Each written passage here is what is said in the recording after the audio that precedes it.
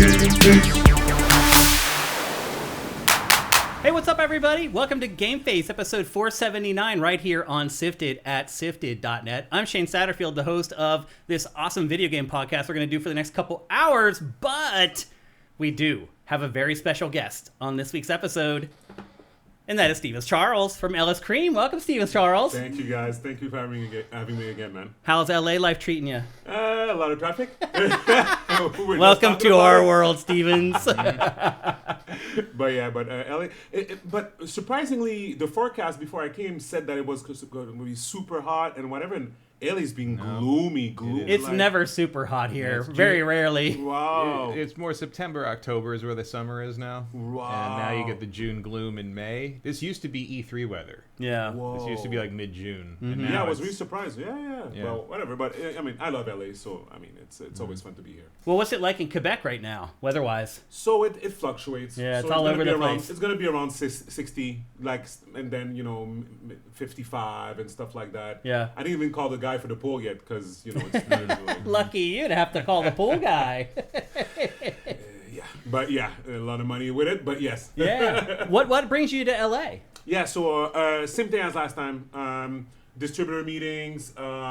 Just going all over because we opened some new accounts with Total Wine. Awesome. So that's a big account. Yes. So went pretty much all over. I was telling you I was in Temecula. Yeah. Did a bunch of visits over there. Even some on premise. There's a lot of wine tastings over there. Yeah. Oh, yeah. So all California. Yeah. I mean, So really. a lot of So I have a friend that put me in touch with a couple of things over there. So just spreading the LS Cream love. Yeah, that's awesome. Yeah. Well, welcome to GameFace 479 right here on Twitch and YouTube. First of all, want to apologize for last week. Obviously, we did not do an episode. Our boy Matt here was feeling a little bit under the weather. Actually, a lot of bit under the weather. I had the worst food poisoning of my entire life. Oh, wow. For 5 days. 5 days. So I got, the doctor's pretty sure it was the shrimp I ate Thursday night from a Chinese place that I have ordered from 100+ times in 15 years. Like my favorite Chinese place here.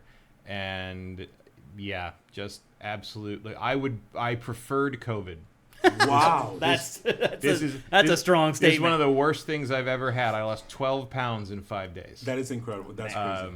Mostly water. It's like back, mostly back now. But yeah, it was very bad, and I had to basically I was like, I did not have the fortitude to do a show last week. Of course. Yeah. Because one of the things like the COVID comparison is like, I didn't feel good, but I could just sit there and play Starfield for 100 hours. Yeah. That's literally what I did. I was so nauseous I couldn't do anything. I didn't get anything done. The COVID headache does that to me, though. The headache for me is... I do. The headache is so bad, I don't want to do anything. I've only had it once, but it was like a really... especially once I got the Paxlovid, it was like a really bad allergy attack. That helps. Other than my sore throat, because Yeah. I didn't take care of the cough the first few days, and I tore my throat up, and that was the worst part. Yeah. But no, this was awful. Yeah. No shrimp for a while. I don't eat shrimp at all. I mean, you went to the doctor, so it must have been bad. Oh yeah. Yeah. And I was like, they did a little saline thing. It was like, Right. you're not winning the race against the. I'm like, I was drinking Gatorade and water as much as I could, but I was Not enough. winning the dehydration race. Wow. Yeah. You understand how that killed so many people. Yep. In the times. Yeah. Right. Yeah. But yeah, it was not pleasant. So yeah. That's, Well- I was not off having a good time instead of doing this. We were. Well, the good news is, because we didn't do a show last week, this show is absolutely loaded. 5 hours. No, it's going to be 3, roughly.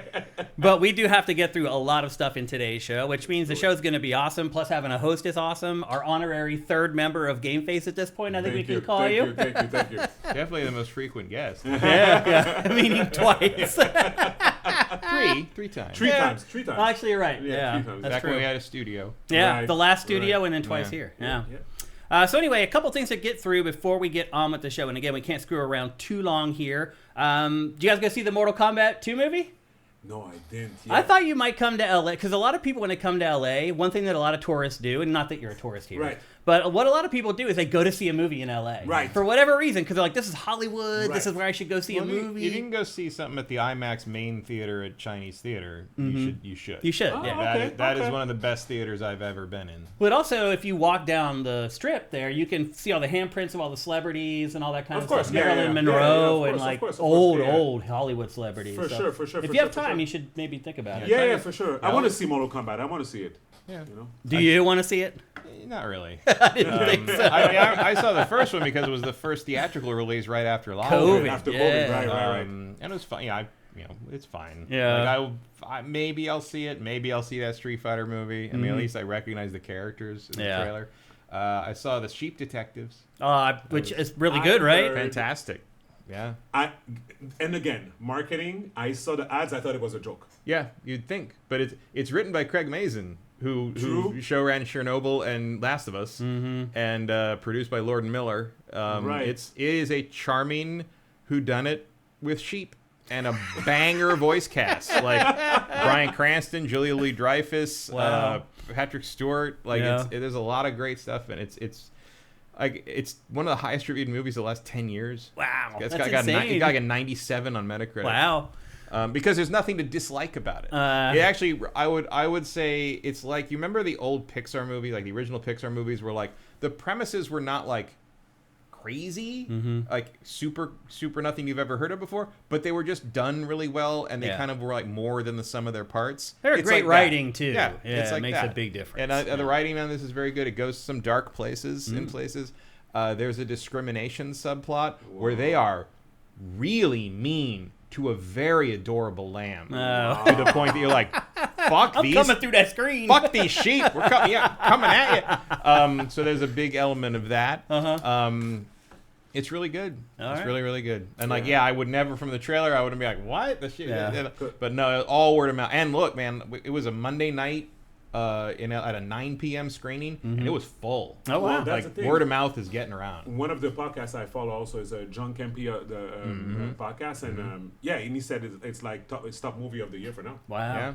Yeah, I would agree with that. Wow. That's great. Yeah. Well, I have no interest in going to see Mortal Kombat at all. None. Like, I'll watch it when it comes on streaming or whatever. The 1st They're already one, talking about the next one. I know. Well, 'cause it looks like it's Yeah. already made a profit. Yeah. Yeah. Yeah. Oh yeah. So there's gonna be a third one. Like, I've watched the first one. It was okay. Like, Yeah, it was fine. This It's one, passable. this one is more recognizably Mortal Kombat. I'd say it's because they're Yeah. getting into Kung Lao stuff and all and Baraka and Right. all that. The guy who plays Baraka is very funny if you see the behind the scenes stuff. But again, Mortal Kombat. I mean, I'm a fighting game person. I don't care about fighting game stories. Yeah. Like, I mean, I think the original Mortal Kombat movie from '95 or '96, whenever that was, like, I It was think that 95. one nailed it because. That game is based on old kung fu tournament movies like Enter the Dragon and a lot of all the old like Hong Kong stuff, and they just did that. They made a schlocky martial arts movie For sure. and went all in on it, and they threw that crazy techno song on top of it, and it's great. Yeah. And like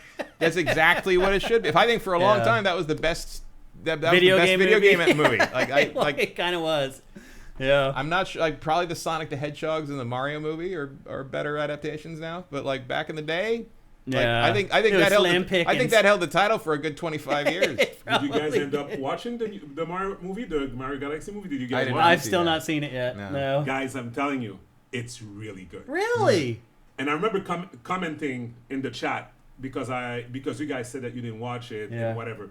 It is really good. Wow. It is really like Reviews for that have been all over the place. I'm a Super Smash Bros. Fan. I mean, I'm a Nintendo fan. Like whatever. Of course, I went with my kids. I actually bought my two kids and their cousins. It was like a present, whatever. So I brought everyone. And Substantial present. Yeah, That is substantial right. present. Yes, exactly. But it's always Sadly. fun to be with family and stuff like that. Whatever. Yeah. So the kids loved it. But yeah, even for me, but it was so funny to see my kids not understand some references, and my daughter being at the end of the aisle and like her hearing me laughing and like, Daddy, you know about this? And I'm like, there's one thing in the film that happened. I burst out laughing. And they didn't get it? Oh my God. And I would go see the movie again just for that specific scene, like a 30-second scene. Wow. Oh, yeah. I love All it. right. I'll eventually watch it for sure. I'm more apt to watch that than Mortal Kombat. I'll put it that way. Yeah, I'd agree with that. Just one more thing. If you have to see either the Mortal Kombat movie or the new Street Fighter movie, which one? Mortal Kombat. I think I go MK. Street Fighter looks so cheap, man. It does. It really looks like you and I made it with like Halloween costumes. It's weird. Actually, if you and I made it, it might be better. Look, Street Fighter story is also way dumber than Mortal Kombat's ever been. Like, even as someone who prefers Street Fighter as a game, there's no story to that. Like, I hope Street Fighter leans into like the crazy and the weird. Then it might be worth watching. The Shadow Loom and all that, and everybody's doing their special moves and they're all dressed like that. I mean, maybe like there's something there. It could be a so bad it's good type deal. Maybe. I don't think it'll be a hit. Probably. I don't think it's gonna work. Mortal Kombat has more cachet. Yeah. Outside. Well, it did well in the U.S., but everywhere else it did horrible. Mortal Kombat. It made all its money in the U.S., which makes sense because it is a U.S. game. And that's kind of rare these days. Yeah, for sure. One more thing before we get going into the heart of today's show. We are taking questions for Pactor Factor right now. This is only the second time we've taken questions in 2026 because, one, his schedule is just bonkers anymore. It's really crazy. Since he's like changed his job at Wedbush, he travels way more now. So I think he has to like drum up business because he's leading up this like new arm of Wedbush where they go out and find new business. So he travels a lot more. So it's hard to shoot with him. So this is only the second time. We've been doing lots of Pactor Factor lives, which are great because they're way more timely. But we still like to shoot in person because the production values are higher, et cetera, et cetera. And that's where you come in.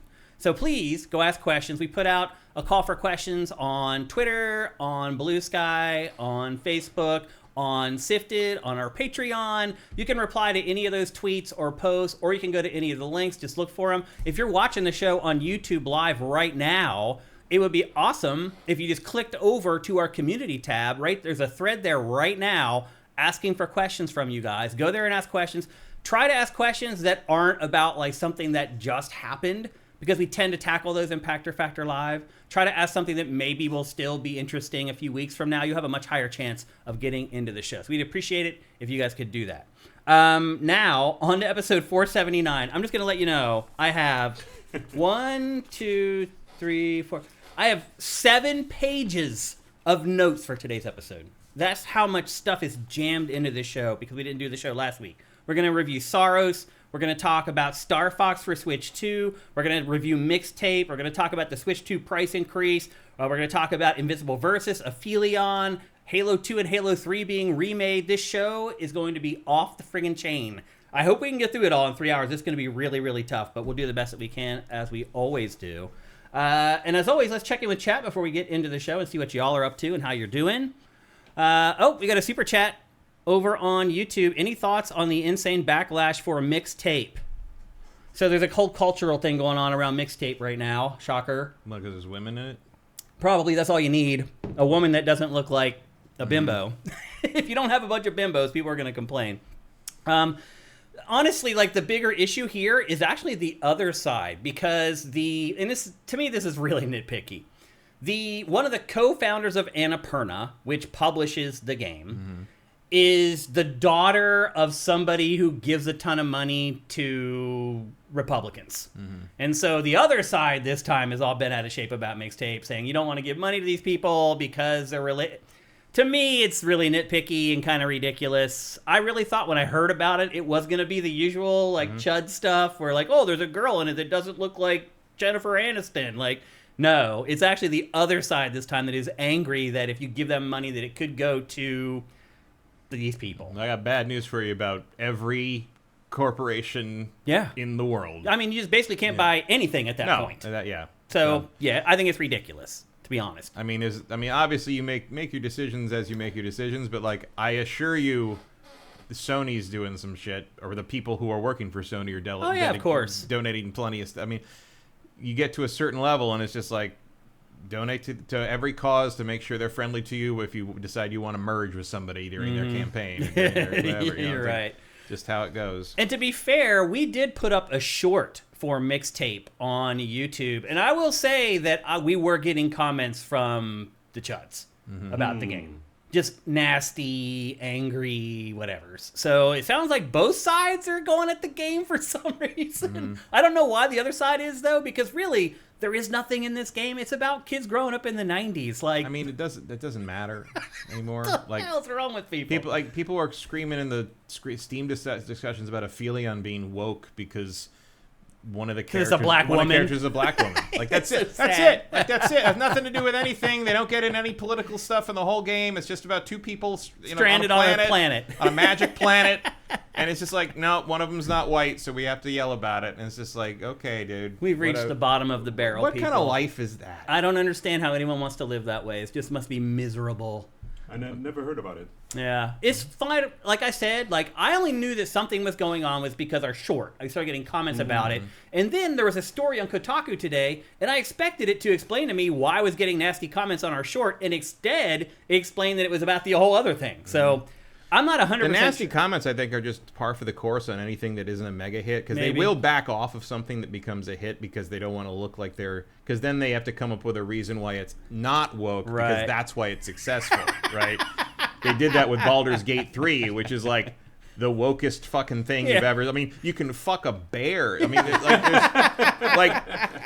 like, come on, people. Like everybody in that whole camp is gay from day one in that game. But it's like, oh, it's not in your face. Like, is it really not in your face? Because 4 people tried to fuck me the first night I camped out with these people.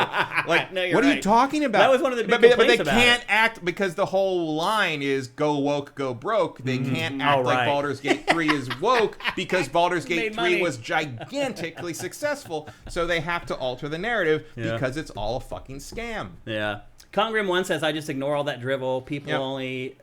as time and anger themselves participating in that nonsense. Yeah, like Waste. what are you supposed to do? Like they're So not, basically you have they're to not say- there to talk about anything legitimately. They're not there to engage. They're just there to rage bait. But that just means you can't use the internet at all. Like, and I nothing wrong with that. Yeah, I mean, I'm kind of getting to that point, honestly, man. I left Facebook like a year ago, and it was hard on my birthday to not thank people for wishing me happy birthday. But once I got past that, I'm good. I know people that just only log in to do that once a year. Yeah. My dad always used to tell me, Shane, if you don't have anything good to say, just don't say anything. And so I left Facebook. Yeah. Because I had nothing good to say anymore on Facebook. Unfortunately, we're getting to a place where people are like they're stuck to social media in a way like it's scary. oh my god, it's it's hard. It sucks. Yeah. Yep. Commander Fett, those people don't have money, but they have a cell phone. Yeah, that's pretty much that. Because again, if you talk to any of them for even a brief minute, you'll realize they haven't played any of it. Right. They haven't played any of the games. Yeah. They've just been told this is what we hate this week. Yeah. Well, we're going to review Mixtape on the show here very shortly, so you'll be able to find out what we think about the actual game and not all the other horse crap around the game. Tiny2K, thank you for subscribing at Tier 1. Glottis21, thank you for Twitch Prime. You Shine Bright says, I've seen the nostalgia bait and no gameplay arguments come along. That's just a fair critique of the game. That's not a cultural or social angle on it. That's just that's fine. That's like, not backlash. That's just criticism. That's okay. We're okay with that. It's all right to criticize something you don't like about a video game as long as it's legitimate. Yep. It's your opinion. And that certainly seems legitimate, judging by the track list. Yeah, I mean, you're about to hear a little bit. Like, we may stray a little bit off course talking about Mixtape from what you've been seeing from a lot of other reviews, so buckle up. Vincent says, I think it's more the this isn't a game folk that are complaining, as well as people saying I have seen that too. nostalgia. Although, again, that is, in the same vein as the walking simulator complaints about other things. Yeah. Like, that's a valid thing. I mean, either you like I have walking not had a simulators chance or to you play don't. Mixtape. Yeah. I did buy it. Oh, you bought it instead of playing on Game Pass. Yeah. I don't really play Game Pass anymore so much. I'm also going to buy Forza. Like, I just support Playground Games. I mean, you probably wouldn't be able to finish Forza in a month anyway. No, that's true. Yeah. I bought Mixtape in large part to support the fact that they licensed both Stan Bush songs from Transformers the movie. All right. And they do. And they're played at good points in the game. I'm sure. I will say that. Ian Esquire says, I think her dad is the third richest man on the planet. I think he is. His name is like David Ellison or something. Exactly, Yeah, that's Ellison. That's the guy whose kid bought Paramount. Yeah, people don't want to give him money, which I can understand. 100% valid. What else Yeah, we because got here? Annapurna Pictures is her daughter. movie wing. Yeah, she and David, they're twins. They got money from their dad and co-founded Skydance, and then she broke off to form Annapurna Pictures to make like Oscar nominees, and he makes the action Mission Impossible stuff. Cinetike says I wouldn't be opposed to 5 hours. Oh, I would. I have to host this. People don't understand that, like, hosting a 3-hour show is exhausting. Yeah. Yes, it is. You have to be on it. Like, I have to make sure that all three of us are having a great conversation. Yep. I have to make sure the chat is up. I have to make sure all the TriCaster stuff is going on. Like, every hour takes like a year off my life, I think. So we're definitely cutting Well, it in that 3 case, you hours. died about 15 years ago. All right, let's open the height chest and see what we got here. Probably nothing important. It never seems to be anymore. After you get to a certain point, like I think the you'd good- have to scroll to the bottom. Yeah, to see I it. just want to thank these people first. Rosencrantz, thank you for subscribing at Tier 1. Andy T. Monahan, thank you. What else we got up in here? J. Reed Vic, thank you for gifting those Tier 1 subs. That's awesome, man. Thank you, brother. And thank you for Twitch Prime as well. That's great. Silk Shake says Street Fighter looks amazing. Okay. Different strokes for different folks. That is a word for it. AJ says, I must say, the Mario movie was great as far as the kids' reactions to Yoshi. All right. I mean, that's part of it, taking your kids to see a movie that they're going to enjoy. Death Metal Greg, thank you for Twitch Prime. Anything else we got in here? Did you have to get a drip? Scary. I'm not sure what that means. That's the saline. Oh, I see. Yeah, they hooked me up briefly. Oh, my. AJ says, thank God you got Total Wine. Bruise. You still got the bruise on your arm? Yep. Wow. Look, right here. AJ the Legend. Thank God you got Total Wine. I tried to pick up a bottle of Ellis Cream yesterday at the Long Beach location, and they did not carry it. Interesting. And that's just 30 Interesting. miles from here. Wow, interesting. So, anyways, anybody in the LA area, check out Bevmo also. Yeah, Bevmo always has it near here. Right. So, recently I know it was sold out. I'm working on it to get it back. But again, this is part of also the conversation about the contest and whatever. But they're saying they want to wait for the other stores that are more like abroad, like St. Clarita or stuff like that, whatever. They want to wait for that inventory to sold out before doing another order. I'm trying to push them to do it because Pasadena is sold out, Glendale is sold out. Big so stores. yeah. So Marina del Rey and stuff like that. But you can still get it in Northridge. I know you can still get it. It was in Thousand Oaks. But just check out the website, and also you can order online. So creamls.com/shop. Okay. I will say almost every time I bought it at Bevmo, the clerk has commented on what a cool bottle it is. Yeah. Right. I got my Cream Ass Dad Ass shirt on today. There you go. And it's like the bottle. It's got black on black there. You don't see it unless the light hits it, right? Just like your bottles. I think that's cool. Yeah, thanks. Not Cirque, thank you for Twitch Prime. What else? Anybody else jumping in here? Cinetike watch streak, 25 stream streak. That's awesome, man. Thank you, Cinetike. I know you're in like Spain or something, so thank you, brother. What else we got? I think that might be it. Too Quick Capri, thank you for Twitch Prime. To Limper, thank you. We got a bunch of Twitch Primes in here because we didn't do a show to start the month. That's why we weren't here last week. And I think that's it. Oh, here's one. Meteor316. Thank you for Twitch Prime. That's awesome. All right. Let me scroll back down. Maybe we can now see the reward. Where's the chest? Yeah. Eric Cartmena says he usually gets it at Total Wine. Yeah. Portugal, Cinetike is from. Sorry, Cinetike. I apologize for that. Scorpius Finest, is Ellis Cream available at the LCBO in Canada? So, I mean, that's part of the conversation that I was going to have. So, yes, we're going to be, not yet, but we're going to be at the LCBO by the end of the year. It's taking longer than we thought, but that's also the reason why we postponed the contest. So, yeah. Okay. Emperor Dread, thank you for Twitch Prime. Some people got in here at the end. I don't see what we unlocked, though. No, it would have been a little pop-up. Call of Duty 1, thank you for Twitch Prime.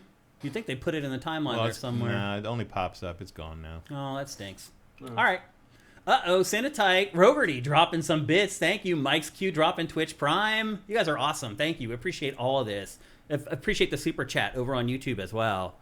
Mike's Q on YouTube says, Mixtape seemed boring to me and looked like it was nostalgia bait. I don't have anything to say myself as I will not buy it or play it. Wow. Pass in judgment before you even hear what we have to say about it. All right. And thanks again for Twitch Prime, Mike's Q. Hope you're doing good, brother. He's a fellow Central Pennsylvanian just like me. And actually, when I talk about Mixtape, There's another one. I'm going to be sharing some Central Pennsylvania stories here shortly. I got some of my mixtapes that I made back when this game was set. I made these mixtapes in 1992. Wow. For girlfriends, friends, Right. whatever. It was an art form. And I'll talk about it whenever we get to the game. But anyway. All right. I think that's it for our chat check-in for GameFace 479. We're about to kick off the show proper, but of course, there's one thing we always do before we start the show. And what is that, Steven Charles? The LS Cream ad. That's right. Here we go. It's LS Cream, the fine cream liqueur crafted by fellow gamer and sifter Stevens Charles.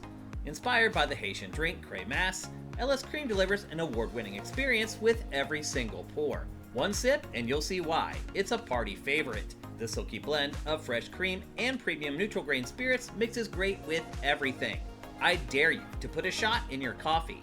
I've been drinking it for years and still, I find new combinations that taste incredible.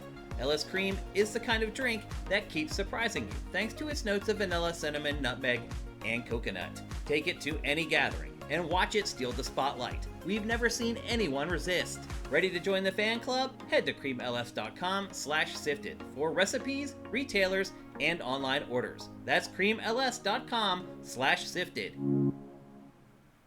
Stevens, I like those Cream Team shirts that are in the ad. Yes. Did you ever sell those, or was this just for We your... sold them for a while. I'm still trying to figure out how we're going to do the shop. It's really, again, guys, I wear multiple hats in the business. Thank God for You're preaching to the choir, brother. So, yeah, I have my wife in the business also. That helps a lot, obviously. But more in terms of, like, when it comes to, like, the website, all of that, like, it's more on me, and I'm traveling a lot. Mm-hmm.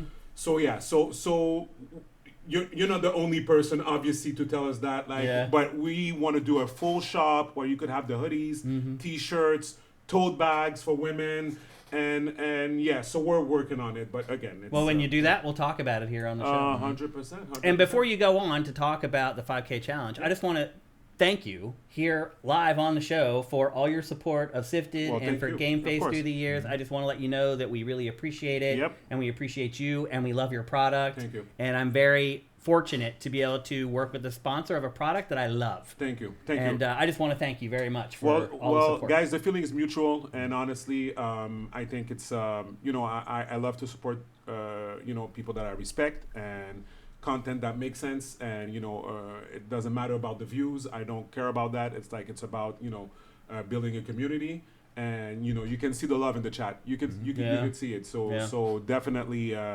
congratulations to you guys, also everything you guys have been doing, and I appreciate it. Well, let's talk about the 5K challenge. I've mentioned it a few times here on the show. Seems like there's been some changes along the way. Maybe you can fill everybody in on what's going on. Yeah, so basically we saw, we didn't get any official registration for the challenge when we launched it last year. And it was kind of weird because when we did it the year prior, we had over 500 entry. So I was reaching out to some people. They were telling me that they were having issues getting the product shipped to them. Mm-hmm. So I looked it up. It wasn't really a distribution issue. It felt more like the people bought the product but didn't enter the contest. Oh. So that's the reason why I was saying that maybe it's an outreach situation. I don't know exactly what's going on, but I said to myself, I'm just going to wait when we get into LCBO, which is going to be a big deal for us. Mm-hmm. We're going to be the first Asian-owned cream liquor on the shelves over there, like ever. That's a big and deal. The LCBO is one of the biggest liquor retailers in North America, or even in the world. So they sell a lot of liquor over there. So we're expecting this to be big. We're also relaunching in Quebec because I think I told you, Shane, that they took us off the shelf last year because our product is bottled in the US. So now we move our production to Canada. Part of our production, we're still going to produce in the US, but now all our Canadian bottles are going to be made in Canada. So we're going to be relaunching in Quebec and at the same time launching in Ontario. We're going to do a lot of media and stuff like that. So yeah, so I'm expecting this to carry the contest to somewhere. But if you bought your bottles and you're going to do the recipe, still do it. Yeah. Still register, still do it, tag us and everything. It's still going to count. Okay. So we're still going to follow it and so forth. So you don't even need to worry about it. But that's basically the update I wanted to give people, Okay. All right, there you go. Join it's real. I don't know if people realize, like, you can win $5,000 just by making a drink, a delicious drink that you're going to enjoy drinking. Yep, 100%. And I don't It's want real. one person Here's to the enter guy right and- here who's going to pay you the $5,000. It's real, people. I know it when I tell you, you're like, 5,000. He's here. Yeah. It's real. Like, you can win $5,000 for making a drink. Like, so the first time we did it in partner with another podcast out of Atlanta. And I went on their podcast and I brought in the big check. Yeah. And we announced the winner that's a on, good the, way to on, do the, it, on yeah. the podcast and whatever. So, yeah, it is real. Yep. So get those drinks made. How many tips have I given you people to make awesome drinks for that thing? I gave you one for St. Patrick's Day. I gave you one for summertime. I gave you one for the holidays. I gave you one for Halloween. Go make it happen, people. LS Cream. Go to creamls.com/sifted. And they still have to fill out the paperwork and stuff there, right? Yep, exactly. Okay. Yep. They go to creamls.challenge, and you can enter the contest right there. If there's any issues, just write us an email, DM us, whatever. Like we'll fix it, but it should be fine. Okay, great. All right, it's time to move on with GameFace 479. We're going to kick things off with what I don't know if it's the biggest game that's launched in the last 2 weeks, but I do believe it's the game that our audience is going to care the most about. Profile, yeah, I would say. I mean, at this point, pretty much everybody owns a PlayStation 5, so... Well, everyone who wants one. Right. But, so any big PlayStation 5 game is going to be a big game for our show. And so we're going to talk to you guys about Saros, which is the spiritual successor to Returnal, which was a sci-fi roguelite third-person shooter. This is a similar game, but it's been nerfed a little bit to presumably make the game a little bit easier, and it's a completely different setting, tone, I would even argue. Yeah. Like, Although it's still kind of like regretful, sad, amnesiac has to rediscover his personal life through combat. Sort of thing. It's much more action oriented. There's a lot of bullet hell to it, more often than there was. You can definitely tell it's by the same people. For sure. You can tell it's made by Housemarque. Yeah, Housemarque is a well chosen name for that company because you always know when you're playing. You do a Housemarque. They always have like voxels, like lots of particle effects and voxels. They like red and orange or green, blue and orange. Yeah, they like. The enemies always glow a little bit red. Yeah. Now the plot in this is yet another game where an energy source has led man to ruin. Yeah. It does feel like a plot. Oh, we see a thing that might be worth money. Let's go to space. Yeah. Like that's basically half of sci-fi. It really kind of is. In fact, there's another game we're going to talk about later on in the show called Aphelion that has the same exact plot. Yeah, and of course, a lot of that goes back to Alien. Uh-huh. You know, the company, Weyland-Yutani, is responsible for a lot of that in pop culture. Yep.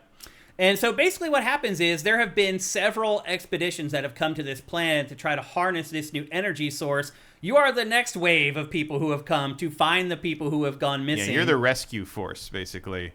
But also the company doesn't want to pay too much for that, so you're sort of screwed anyway. Also, as part of, similar to Aphelion, it is trading on one of my increasingly least favorite sci-fi video game tropes, which is we go to alien planet and alien planet turns out to be magic. Or like evil. Yeah, like evil I mean that's magic. also Aphelion. And it's just like I don't think that's how that works. Yeah, really. It's like it's weird to like. I mean, I know Doom kind of maybe started that, but it's like other planets are probably very hostile in terms of environment. Yeah. But I don't think they probably have hostile. demons on them, right? Like some of it's just they're really trying to be serious. Like you can see this montage is like.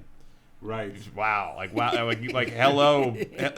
Like we're going full cinematographic thin red line here. You know, Yeah. with like and it's all just sort of silly. Yeah, he has an added incentive. He's trying to find his girlfriend who had gone before and disappeared, and so he's trying to track her down. His name is Arjun. Is that how you say it? Arjun. Arjun? Arjun? Yeah, I think so. They say each other's names all the time, and I can't remember who anyone is because they're all forgettable. Except for Stack, because that's a word. Right. Right. But they all got. I mean, he's got a more Indian name, but like a lot of people just have like weird, like the captain. Roger. Well, I can't remember the captain's name. Her name is like a pretty standard like American or British name, but I can't. Just none of it sticks. Well, it's just forgettable. Yeah. All the people, the plot, everything in it is forgettable. Yeah. This isn't like one of those games where there's like constant cinematics that move the plot forward or anything like that. Like you get these little smattering cinematics. Like you die, you come back to base, you level up, with one tree, and you talk to people. And half the time when you go back there, people don't want to talk anymore. Yeah, or they just say another permutation of the same thing. Right. I don't like this very much. Yeah. And one thing I will say for it, well, Tarn, I see that guy's. I know it's Tarn's name because they say his name over and over again. Well, he gets killed, right? And he's that's the name of a very cool Decepticon in the IDW Transformers comics. Oh, okay. I didn't know that. I kind of wonder if they named him after that because Maybe. there's some parallel there. Yeah. But this game really made me appreciate how good Hades is at what it does because it's such a similar idea. And one of the things that Hades does right is it borrows from classical mythology because I don't need to remember the name of Hades because I already know the name of Hades. Yeah. I had to memorize the name of whatever the guy's name. Devraj? No, in Hades 1, whoever you play as. Zagreal. right. Because I had never heard of that guy before. Yeah. But most of the Greek mythology characters I remembered. But it's a testament to how well those games do the story parts of the roguelite in comparison to what this is doing. I liked the story way better in Returnal, and the setup for Returnal, No, and the agree. tone for Returnal. I think they're trying to play this up as sort of horror, and it is. I mean, it's Carcosa. They're using a Lovecraftian setting. They are kind of playing with that. This is the King in Yellow. If you've seen the first season of True Detectives, there's that same mythology to it.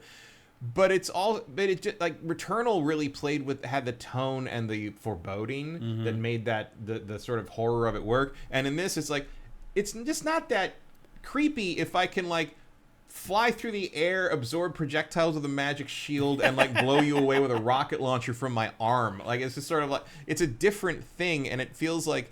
Also, you do get to other biomes later, but early on it's just like everything's just gray and orange and red. And it's like it's so dull. Like I never felt a sense of urgency playing this game. I never like felt there was a something imminent that I had to do, or something horrible was going to happen. No sense of urgency, no sense of exploration, no sense of wonder. Really, I think the worst part of this game is the roguelite elements to me. Yeah. Well, they tried to nerf it and make it easier. Right, but it didn't really. I mean, it's not that much hard. easier. It's not that much easier, but it's also not particularly hard for the most part, except for the bosses. I mean, it's not hard at all except for the bosses. And so, like, you're just sort of like grinding through the same stuff over and over again to get back to the boss and try it again.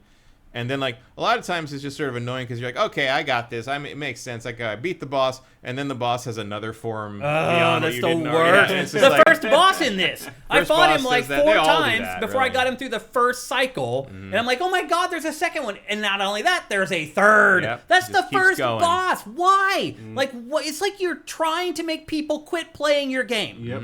It really feels like there's like almost a vindictive like element in the development of the game. It's like, no, dude, the first boss in this game, I should take out 1 health bar and he frickin' dies, dude. And it's like, I feel like this whole game is just padding. Because I do feel like if you just played through this game, it would probably last like 6 or 7 frickin' hours. But because you play the same things over and over again, it's like, no, let me beat the first boss and add another boss. And I think a lot of people, like, if you're not like probably like a Dark Souls veteran, I think you're probably going to need the upgrade in this that lets you absorb the orange projectiles as well as the blue to get through that first boss. And that is a lot of repetition. Yep. Like, that's pretty far up the chain. Yep. That's pretty close to the block that you can't get past until you beat the first boss. So clearly they knew. Yeah, because that's what happens in this. The skill tree in this stops at the boss. And you cannot move any further in the skill tree until you beat the current boss. And so instead, every time you die, you go back and you just keep accumulating all these resources for the skill tree that you can't use. So when you finally do beat that boss, you have all this money and you just go ba-choong and just go right up through the skill tree. Like, it's just not well balanced. Like, I don't... Yeah, and there's no choice to make. No, not really. There's only 3 paths. 3 paths, but you need all 3 paths complete to get to the next like major upgrade because it all combines together eventually. Yeah, and there's just a lot of opportunity to look at it and just be like, why am I doing this to myself? I felt like that playing this game. Like it took me a long time to beat the first boss, and then I did, and I started playing through the second biome, and I got to that boss like 4 times. I'm like, I don't want to do this anymore. I'll tell you one thing that happened playing this is because I think this is pretty close, more than Returnal, it's close to Hex Machina, which was the game they made before they got acquired by Sony and started making AA stuff basically. Yeah. And I'm like, I went back and I played Hex Machina again, and I prefer that. Yeah. Like it's a purer version of this kind of gameplay that isn't complicated by the 3D element. Really, I mean, it's a more of a twin stick shooter, but I think that works with that better. Like, I never quite got the timing of the shield down in this. I never was sure exactly when it came up because there's a delay when it pops up, but it actually does absorb before it even before it pops up. Yep. But then, like, if you leave it up too long, you'll lose a little power from it. Yeah. It doesn't have the way, I mean, I know it's not a direct comparison I'm trying to make, but like, you know how when you hit things and kill things and fight things in God of War 2018 and Ragnarok, and it feels so satisfying to pull that axe back and hit things with that. That's never here. Yeah. It all feels very paper. I do think the gunplay feels good in this game. And that is the only reason I kept playing that first biome over and over and over again, fighting the same enemies over and over and over again. I think the shooting feels good, but I don't think anything else feels particularly. I don't think jumping. The shield stuff doesn't feel good. The jumping is weird. The melee stuff is barely there. You only use it for the shielded enemies, basically. Which like doesn't I continually forget which button is dash. The left because the left shoulder, L1, and I always want it to be the right shoulder for some reason. Because I think a lot of other games use R1 for the dash. Yeah. And you just have muscle memory of it. It was just hard to get into. Me too. I could not sit down and just keep playing this game because I would get frustrated and not want to keep playing. I'd put it down. Then I'd go do something else. I'd come back a couple hours later. I'd try to run again. Again, if you're a big roguelike fan, that you're just like, yeah, that's the way it is. And I'll just be honest with you, like lately, I've kind of turned into a roguelike fan. I've really enjoyed some roguelike games recently, like a lot. But this one is it's too challenging. And again, you're right, Matt. It's easy peasy. And then you get to the boss, and you have to fight the boss a bunch of times. And the roguelite aspect is just not compelling to make you want to redo things over and over. Because, like, you know, stuff like Hades is you're finding different things. You go back, the game is acknowledging that you died, and like there's story at beats that like deal with like how many times you've died. And in this, you're just going back, and they're like, oh, you're back. Or they just don't say anything. Because they're waiting for you to trigger their next cycle of things to say. But they will say they will have new things to say, but like they're just repetitions of what has already been said. Like at a certain point, they run out though. Like when I was trying to beat that first boss, by like my 8th run, they weren't saying anything anymore. You just had to go straight out and just try it all over again. And I get it. Like you can't have an endless well. No, but also like. There's only like 2 configurations of the first area, and like you know which one you're in as soon as you leave the base.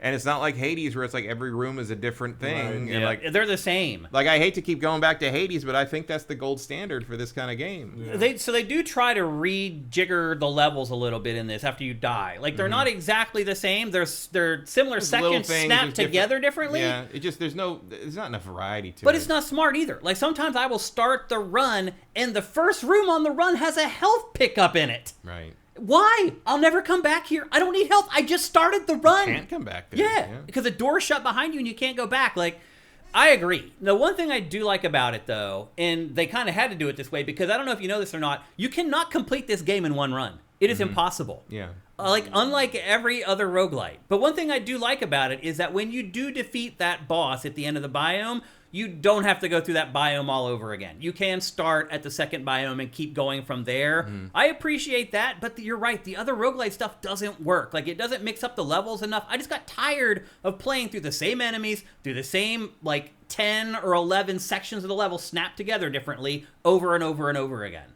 And so I beat the first boss. I started going through it again on the second biome, and I was like, I'm done. I'm not enjoying this. I'm not going to torture myself playing this anymore. So...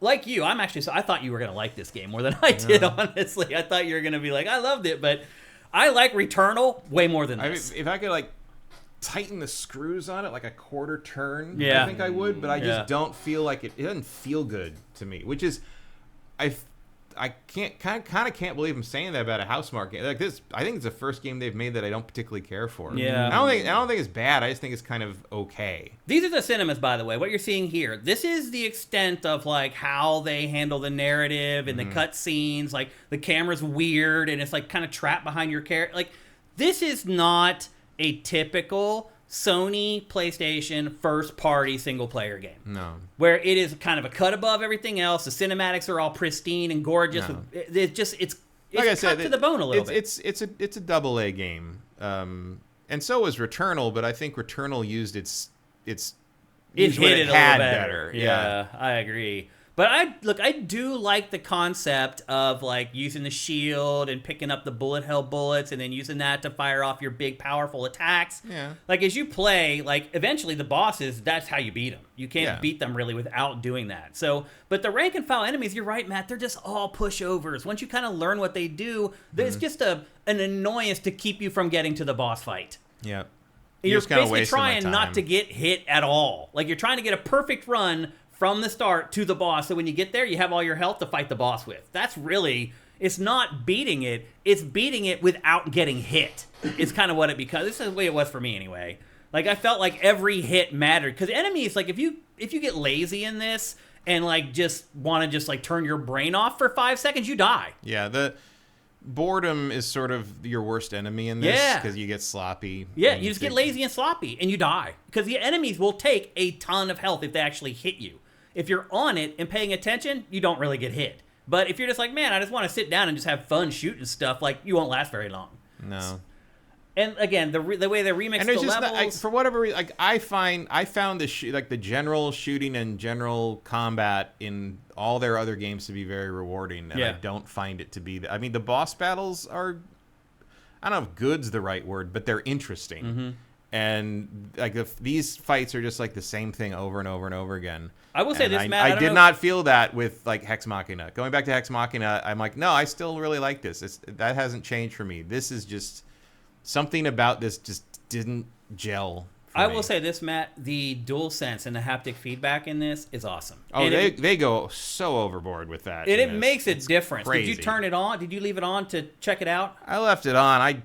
I find it annoying. Really? I think it's great. You don't need to fucking zap my hand every time he takes a fucking step. Yeah, Like, it's I mean, I just- get that. It's a little overzealous. But the guns, I thought, feel great Yeah, with those the are haptic fine. feedback. And it again- also does the GameCube stuff where like you only slide the trigger like halfway. And I'll just be honest, like it's kind of overwhelming because you're trying to, so you have like your normal attack. The left trigger, if you slide it only halfway, and the haptic will stop you. Like there's a little like catch there. Then you're doing your heavy attack. But then you also have to, while you're doing all this stuff, you have to watch to do the active reload. Like, it probably took me 3 hours of playing this game before I got good at active reloading.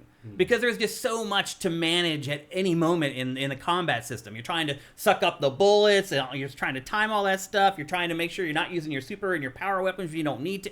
It's very complicated. There's a lot of nuance to it, and it took me a while to kind of wrap my head around it. So when you break those blue cubes, it gives you weapons? Yeah, so you can get weapons, or you can get these things called artifacts that are basically buffs that like give you more firepower. You have to watch though, because you need to read every one before you pick it up. Because sometimes it'll like screw you. It'll be like, oh, you get like a +2 on your gun's power, but you lose all of this Yeah. other thing. If it's Right. because at certain points the eclipse happens, Right. And And- once the eclipse happens, anything you pull out of those little monoliths also has a downside, has a curse to it. Ah, okay. That's the twist on it. Well, also you trigger. We should have mentioned that this planet is plagued by eclipses, and that's one of the mysteries of the game. Why does this planet have these eclipses? And when the eclipse happens, Sort of like because there's a moon, right, there, like, the whole world goes like red and bloody, and the enemies are tougher. And as Matt pointed out, the pickups function differently. yeah, Right. pickups function, and you get more money, Right. Like the pick currency. the magic unobtainium you're there to get. Unobtainium, I like that. So you would want to beat enemies while during Yes, the eclipse because it gives ideally you get right. more money. But the game But controls it's when that harder when you do that. happens. So Right. basically, it's that's not a thing that happens automatically. Or it happens like randomly. It happens once you pass a certain point in the section. There's a very specific room that you go to with a kiosk, and you activate the kiosk, and then it triggers the eclipse. Yeah, and he complains about it. He's like, "There's no other way through here," and the AI's like, "No, the AI, by the way, is not your friend in this game." Yeah. Now, the game does give you an opportunity to shorten the run if you want to. So you'll come... In the first biome, there's this very specific section of the level that you always come to where there's a path to the left and a path to the right. If you go to the left, you can keep building your build and making your character more powerful, or you can go to the right and try to take on the boss underpowered. So you don't have to go all the way through the level and build up your character. If you think you're good enough, you can just fight him a little underpowered. Like Balatro. Well, there's no underpowered once you have opened that way. Oh, yeah, it is, because you can go to the left and you can keep building and you can get the power level. Like, see, I'm 6 in the bottom left there. If you go through the whole level, when you go to fight the boss, you can be like power level 17, or you can be at power level 8 and just go straight to the boss and fight him at 8 if you want to. Right. I mean, I was even taking that other path. I was usually in the mid-teens by the time I got over there. Yeah, I mean, I would just take the long way because I wasn't good enough. There's no way I was good enough to beat him at power level 8. I would never take the long way because I am playing this any longer now. I wasn't nowhere near good enough to beat him at power level 8. It took me, I want to say it took me 8 tries to beat the first boss. And part of that was just because I wasn't ready for the next form those 2 times. Yeah. The second and third form. Well, the last popped 2 out. forms are the same, basically. They just trap you in for the third form, and that I was just low on. I'm like, okay, I'm just going for broke to kill this thing, and then it popped the third form. I was like, all right, we'll just have to try that again because I got like a sliver of life left. That's not gonna happen. Yeah. So I had fun with the combat in this, but after a while of fighting the same enemies through the same areas, I just got sick of it and just didn't want to play it anymore. I wish the combat was in a different game. Yeah. Yeah. I agree with that. Like guys, like maybe we don't need A little to bit have like them Marathon. we don't need to have them be roguelites anymore. Yeah. Like maybe just make an action game again. I think it's so sad to see that. I mean, This is the first party game since Ghost of Yote. It's been like 8 months since PlayStation put out a first party single player game. I feel they're trying to recreate the same thing, but like with a different skin and like. Did you like whatever. Returnal? So I never played Returnal. Oh, okay. I played 80s. I finished 80s. I mean, You played roguelites. Yeah, I played roguelites and whatever. And I do agree with Matt that it is a golden standard. But also because it made sense with the story. The sticks. Like the fact that you could come back to life and whatever. It didn't seem like a gimmick. It seems more like, something that you're aware of. But yeah, I mean, to be honest, there's nothing appealing to that for me. But yeah. The other thing is like, again, the Greek mythology thing that gives you a touchstone for Hades. I know the Carcosa stuff and the King in Yellow stuff pretty well. Yeah. And it's real hard for me to see. Like, I see where they're taking that and turning it into this. But it's real vague. Yeah. And, like, I didn't feel like they were really, I mean... The plot is not overt at all. Not really. Like, it doesn't spell out anything. It really... I mean, there's no real cinematics. Like, there isn't even an open to this game. There's no opening cinematic to this game. Wow. That shows him, like, in a ship, flying to the planet... Even Aphelion does that. Well, because he doesn't know. Like he's been mostly dead all day by the time you get to the beginning of the game, and you just sort of respawn, and everyone's mad at him because he's been gone for days. The best way I would describe the storytelling in this is cryptic. Yeah, and they're trying to do. I mean, I think it's very intentional. Like because they're kind of like, oh, what's happening to everybody? Why is everybody going crazy? How did everybody get killed? What is up with this planet? But the problem is, and we'll also get to this in Aphelion. The answer to most of that is who fucking cares? Right. It really is. Like it's not an interesting mystery. Yeah. Yeah. His stuff is kind of interesting in the way that like you're like, oh, who's this woman he's sort of obsessed with, and then like that doesn't really pan out in anything particularly interesting, and you're like. And some of it just makes him seem sort of pathetic And weak and like, pathetic. Yeah, it's like, he talks about it come on, constantly. man. Like, get a grip. yeah, it didn't work out. Like, fucking get on with it. Like, you're on another planet. I mean, you get that, again, it's so funny how Aphelion and this have similar issues in terms of that, where it's just like, you're on another planet. Yeah. Maybe let some of this shit go. You know? Not only you're like a billions of you miles ain't getting away. home. I'm pretty sure you don't need to worry about it anymore. You're going to need to let it go. Yeah, absolutely. So, look, I had moments where I enjoyed this game. But I just knew, it's not terrible. But at a certain point, I just knew I was never going to finish it. Yeah. I'm like, I will never finish this game. It is not for me. I don't like playing games where I have to bang my head against the wall over and over again. And this is one of those games. The other thing I would say too, Matt, is that like the skill tree in this, you upgrade stuff. I go out in the field, I don't really feel it at all.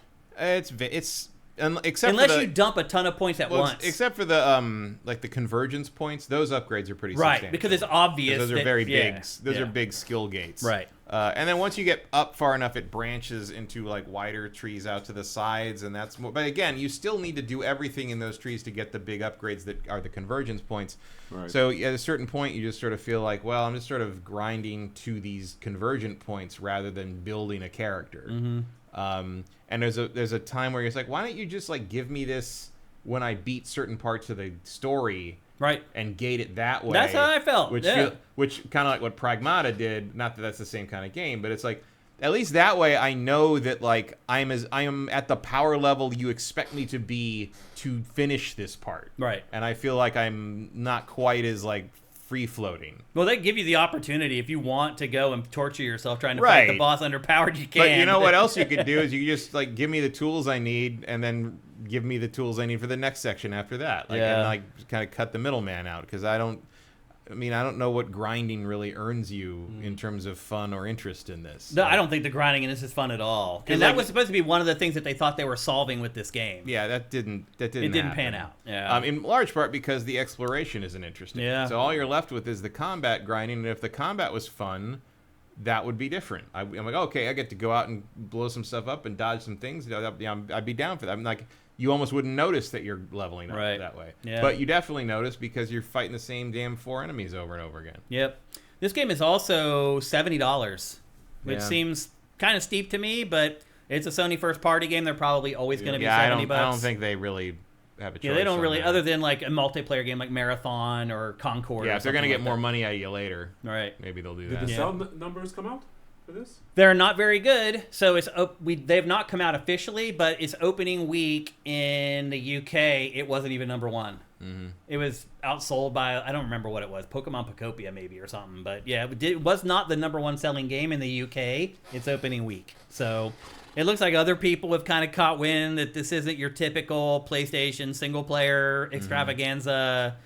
You know, take off work for 2 weeks. You can kind of tell that by looking at it, really. Yeah. But I'm having a hard time understanding if you guys didn't do what you do, like in terms of reviewing games and whatever. Like, I'm not saying you wouldn't try it, but like, I don't know. I feel this is like I see this and I see all the other games. Mm-hmm. Like that's what it reminds me of. A lot of PlayStation fans are just going to buy it because it's a first-party Sony game. Yeah, I would definitely not have played this if we weren't doing this show. Right. I probably wouldn't have either. I would have, at the very least, waited for it to be on sale in 2 years. Yeah. Right. There's nothing, even though I like Housemarque, like more, and I was excited about it. First time I saw it, and they had the Carcosa thing, and like this, you know, but like the more and more I saw of it in terms of like kind of gameplay reveals, like it became pretty clear to me that I'm not. And also, like just aesthetically, I think it's kind of ugly. I agree. I don't like the look of it at all.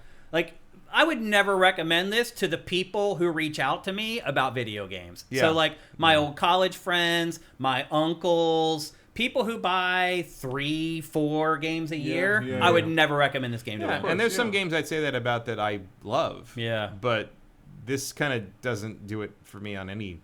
And just for the record, no one has reached out to me about Saros. No one has asked me about this game. Yeah. It just hasn't happened, but if they did, I would tell them no. I would say that they're probably not going to enjoy the game. Because the average Joe who just likes playing Call of Duty and Madden and like, they don't want to play the same section of a game like 30 times. I mean, I've got a couple friends who loved Returnal. Really? And they don't even care about this. Yeah. Even though they know that it's the same team. Yep. Let's check in with chat. I'm guessing some of you guys probably enjoyed it or are enjoying it. Noxator Nightus, one of my favorite games is Gem, but wasn't expecting Sifted to enjoy it. I'm curious why you didn't expect us to enjoy it. Because Matt does like Souls-likes, where you have to challenge yourself to do the same thing over and over. I can see why you would expect I wouldn't like it. Norix Nessie 94, thank you for Twitch Prime. Hope you're doing good. What else? Commander Fed, after beating the second boss, you get an unlock that makes the game super easy if you choose to enable it without having to take the penalties. Yeah, the other thing I should add is that, like, eventually you get an extra lives. Mm-hmm. Like, it's not just one live. Eventually you get extra lives, and you can, like, die and keep going, and still, I was like, F this game. Like, it wasn't enough to make the game enjoyable for me, still. But you're right. Like, they do, as the game goes on, they keep trying to make it easier. In fact, I read, maybe it was, like, someone on Giant Bomb who said that they one-shotted the last 5 bosses in this game. Yeah, you can really rig some of the certain weapons to like be incredibly overpowered. Yeah, they said towards the end of the game it just got ruined. That they just walked through the end of the game. They were one-shotting the boss. I saw a video of somebody beating the final boss in the game in 5 seconds. Yeah. Like, it just melts it. Yeah. So obviously there is a trick to it, as you were pointing out. There are ways that you can make the game easier. I did not stumble upon those playing the game on my own. Because again, I mean, it's much harder early on because you don't have those tools yet. Right. and that's a big reason why I would not recommend this to a casual friend, is because this game does not do a good job of teaching you how to make the game easier. It's like, it's not obvious. Like, all of a sudden in the skill tree, I was like, wait a minute, I got an extra life. Like, I died against the boss, and I was like, and then I sprung back up, and I was like, what? Like, I didn't even realize I had got an extra life. That's not It just does not do a good job of explaining how to make it easier to manage, and that's why I would just never recommend it to people who are a little more casual. I think that, like, it feels like they're trying to leave a lot of stuff to be discovered, quote Yeah. unquote. But like, I don't care, and like, so much of the upgrades are so incremental, like you said, that like, it's easy to sort of not think that there's anything rewarding ahead. And there are some pretty substantial upgrades in those convergence points on the skill tree, but man, it's a long way to those. Yep. Also, when you die, you lose half of your money, and that is really disheartening. Because if you're on some of these runs last like 35 or 40 minutes, and then you die, and you're like, oh, at least I'm getting money, and then they cash you out, and they chop half of it off, and you're just that's like... why you just go back to the base and spend it, and then go, that's Dark Souls style. Yeah. Cinetike says, I tried Returnal and eventually got frustrated and quit. This seems more of that pretty much, so not for me. Probably, I didn't finish Returnal either. I do think Returnal is harder than this. It's harder to make progress for sure. Yeah. But I enjoyed it more the time I spent playing it. Yeah, Returnal I think was a again more cohesive package. Yeah. Commander says Returnal is a lot harder than Saros. Yeah. Commander Fest says, I can see if you can get past the first boss in a couple of attempts, the game being frustrating. Finding the weapon that matches your playstyle is important to make progress. And that's the other thing, too. You really need to pay attention when you go to pick up weapons. Because you could go... So it's very easy to just look at the power level and be like, oh my gosh, mine's a 10 and that's a 13, so I'm going to take the 13. But sometimes you do that and you go in and you got a little pea shooter that's shooting one bullet at a time. You have to aim every bullet. Yeah, you don't want the pistol. Yeah. Once you upgrade to the Even if it's more rifles. powerful. I generally went early on in that first area. I would go for the most powerful smart rifle I could pick up because automatically aiming the bullets is a big auto deal. aim in this is generous, regardless of what weapon you choose. But if you choose a weapon that has it, they hone in from all directions. Yeah, and I would recommend that. I'm just saying. Let's see, maybe a couple more. Congram, I got Returnal on PlayStation Plus, but never got around to it. Safe to say, you try and you don't enjoy Returnal, you wouldn't enjoy Saros. Yes. Probably not. I don't think Saros is that much easier than Returnal. It's still for me, it was very frustrating. But I think Returnal's better. Yeah. I enjoyed Returnal more. I enjoyed the setting, the enemies, the gunplay. Even the mystery is more interesting. Either way, you're probably not going to like either one of them. Probably not. And again, if you're going to buy one game like this, buy Hades. Yeah. Like, it was really I that agree. simple. I did feel like this whole game was just kind of like a 40-minute run back. Like, you fight the boss, you die, you have to fight all the way through the level again to fight the boss again. I enjoy every minute of Hades. Yeah. Like, I don't care that I have to replay. Yeah, me either. You know, the combat's fun. Like, doing everything's fun. The aesthetic is nice. The dialogues are really... It feels good to play. It's also, combat's a lot more varied. Like, you can try different ways of doing stuff. This is much more like one lane. Because that's the thing is, like, your skill tree is predetermined and only happens back at base, whereas like your standard roguelite that does this kind of thing, yes, you have permanent upgrades back at base, but as you go through, you're going to have like these upgrades out in the field. They're different every time, and like in like Hades, it's like completely changes how the character plays, and in this, it's like +3 power, right? And it's like it's hard to notice. Who cares? Yeah. And the only real drastic changes are when you pick up artifacts in the Eclipse section, and all those changes are negative. Yeah. So it's not particularly encouraging. Yeah. And I don't know. It just doesn't. I struggled to find motivation to keep playing this game. Yeah. It's where I would probably leave it. It says it's number 11 on the PlayStation Store chart. Oof. 11? In North America. Wow. Whoa. 17 in Europe.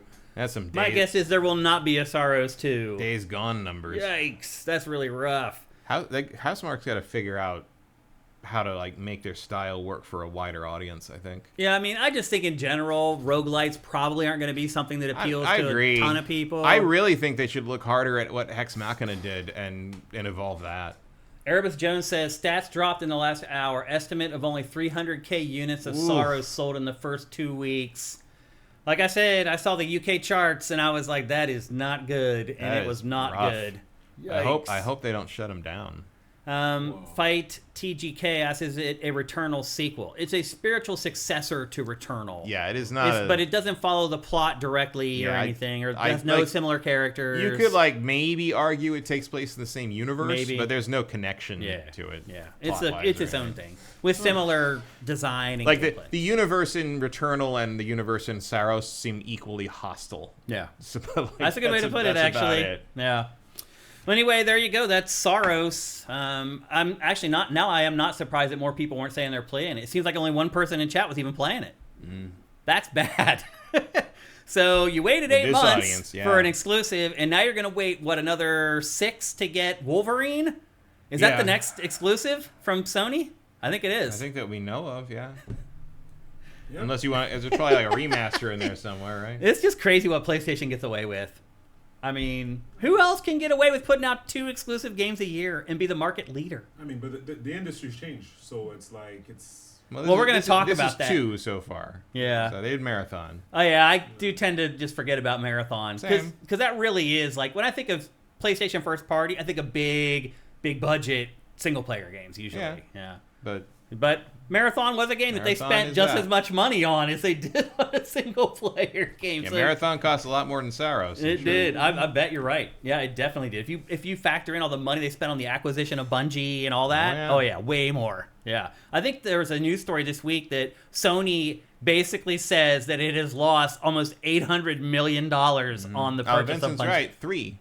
Because the God of War side scroller. Oh, okay. I definitely didn't count that. Definitely one. didn't remember that one. Yeah. No, but these transactions make no sense. When Sony bought Bungie, that itself, the transaction itself, I get it. I understand. There's value to to the team and what they've done, whatever. But it billions of dollars. I'm sorry. $3.7 It doesn't billion. make sense. I think because I think George Lucas sold Star Wars to Disney for what? $4 billion. Yeah. It doesn't make sense. Yeah. It doesn't. Well, if Now, Activision to be wanted fair, to get rid of them, that's the sale of Lucasfilm was a huge lowball. Yes. it was really. Because he just wanted to get rid of it and he was going to donate the money anyway. Right. Yeah. But But still. yeah, like that does establish some kind of market standard.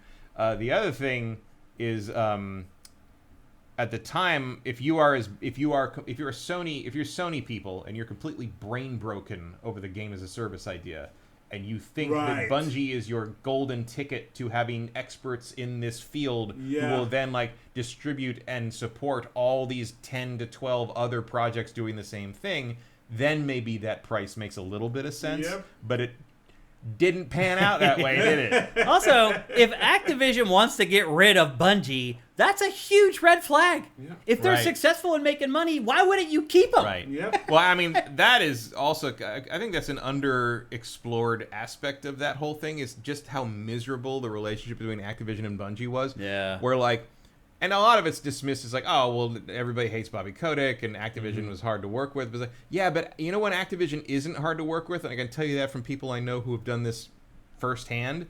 Activision's very easy to work with when you are making the money. Right. And- a lot of companies work And that Bungie way. was Yeah. making the money, and Activision was still having a hard time with that and Yeah. being weird about it, and that means that something was off there. Mm-hmm. Well, Destiny 2 apparently has just completely fallen through the floor. And Well, it's dead. they did that to themselves. Right, of course. And so now all they have is Marathon, and that game, it's dead already too. And that's the only thing. Being in business, what you tend to realize that some people are put in power positions of power, and they have no idea what they're doing. And they have no business being there. No, Yeah. no idea what they're doing. You come across that everywhere. No idea.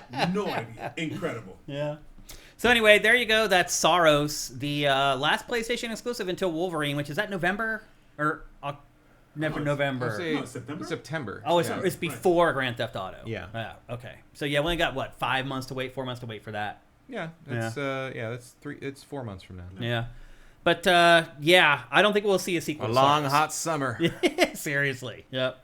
All right, it's time to move on. We're going to talk next about what definitely was the biggest topic of the week in the games industry. Definitely on SIFTD, it With was the 10 most minutes of notice. What is going on? Yeah. So it was definitely the most commented topic on SIFTD this week. There was a huge discussion around this. So this week, Nintendo, out of nowhere, I literally got a press release from Nintendo saying, hey, go watch this thing in 10 minutes. Yep. And 10 minutes later, I went over there. Why? No. Why did they do that? It is bizarre. This is weird. And they do a Nintendo Direct announcing a remake of Star Fox 64 for Switch 2 that is coming in like a month on June 25th, 2026. And it has been interesting. Another one of my January predictions.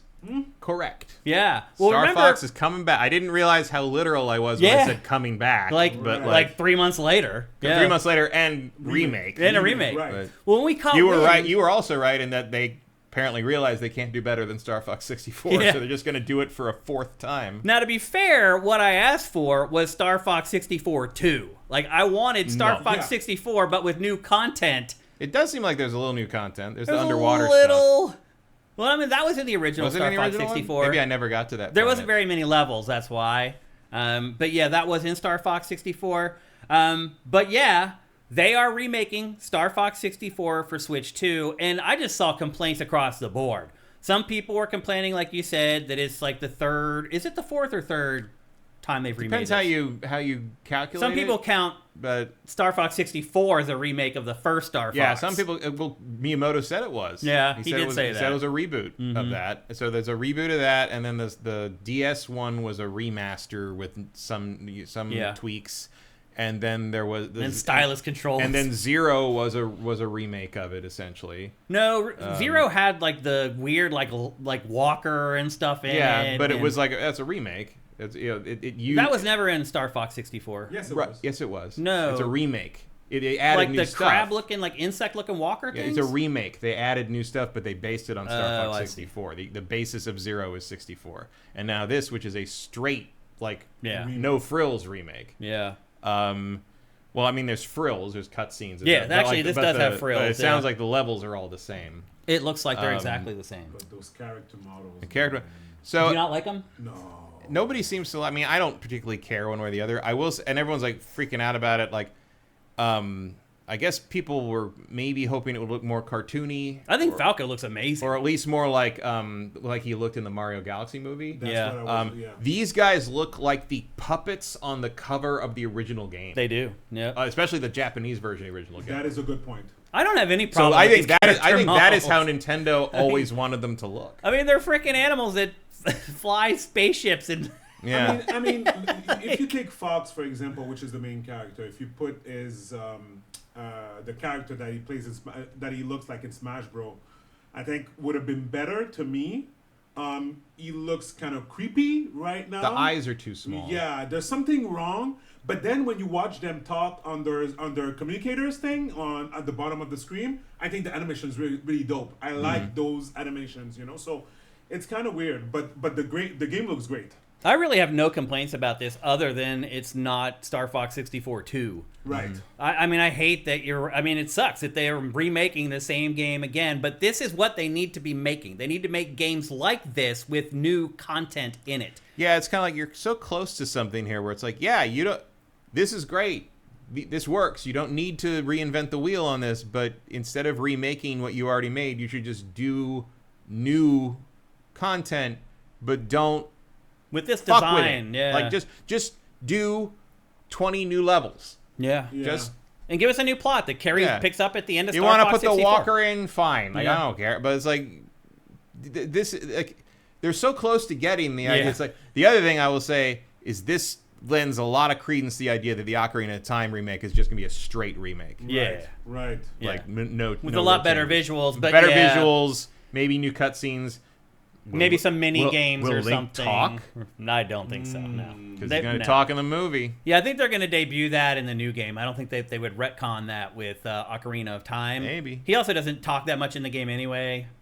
Well, he never says anything. Right, but I mean, like, he doesn't actually talk to anybody. Right, but very no one often. does anyone really act like because I think you pick dialogue things a couple times, but in general he really doesn't say anything. He's a mute, yeah, pretty much. Yeah. So look, here's the thing, Pactor. So Pactor Factor Live, one of the questions he tackled almost immediately was, "What's the deal with this?" And Pactor believes that this is a test because Star Fox has not done well since Star Fox 64, and he thinks that Nintendo is putting this out there to see if people care about the franchise. And he believes if it doesn't sell, we'll never see another Star Fox again. Yeah. He believes if it does sell, we'll probably get a sequel to this game. So you would then eventually get the Star Fox 64 too. Yeah, well, it's significant that they're just calling this Star Fox. Right. Yeah. So we'll see. But again, people are so negative around this. It sounds like it's going to completely tank. Yeah, I don't know. Like, people really hate what they look like. I mean, I will gladly play this. Oh, hell yeah. I love Star Fox 64. Yeah, I like Star Fox 64 a lot. I saw a lot of people complaining, like, oh, it's an on-rail shooter. That's from, like, 1990. It's like, no, this is just, it's a timeless game Fox. design. Yeah. It's not old. Nobody does it at all, honestly. Yeah. Like, what else are you playing? I mean, there are literally, like, indie games that are Star Fox-alikes. Yeah. Like Whisker Squadron is a really good Star Fox equivalent that is literally animals flying starfighters. Like, if you haven't, but it's a roguelite. It's actually, it's like you go through different like bullet hell things, and you can upgrade the ship as you go. And like, so if you haven't played Whisker Squadron and you like Star Fox, you should check that out. Yeah, I guarantee it's going to cost less than this. And I think the game looks great technically for a Switch 2 game. Beautiful. It's about as good as a Switch 2 game's going to look. I mean, especially coming off of an N64 version. The only thing I wish you could real time swap back and forth. Yeah. To the visuals. I agree. That would be cool, actually. Yeah, like Halo. Yeah. But no, I'm super on board for this. Yep, there is some new stuff. I'm just going to. I agree with you. I wish it was new. I agree, Yeah. but if you're going to redo a game, it might as well be one of the best ones you've ever made. I mean, I really like Star Fox 64. Me too. I love it. So there are some new things. Then we'll just run through these very quickly. There are three different difficulty settings. The original game did have that.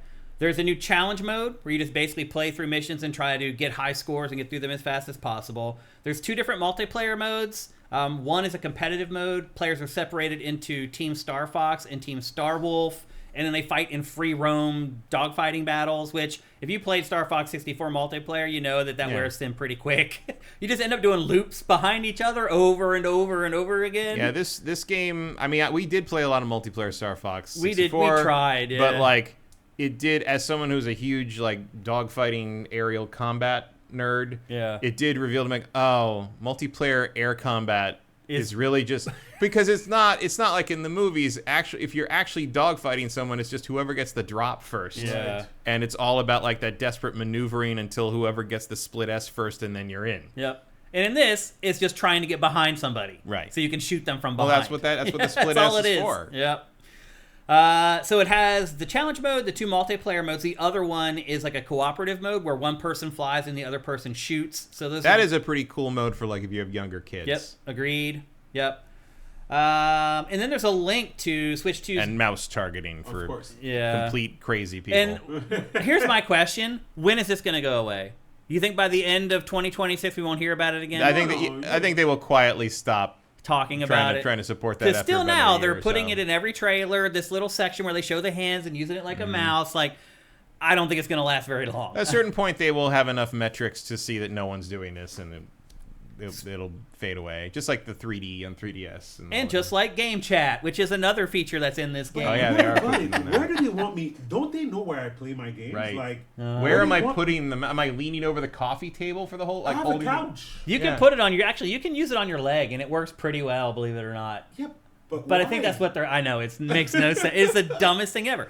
And Game Chat, that's also a big part of this. Nobody cares about Game Chat either. Nobody's using it. Well, all the furries care all of a sudden.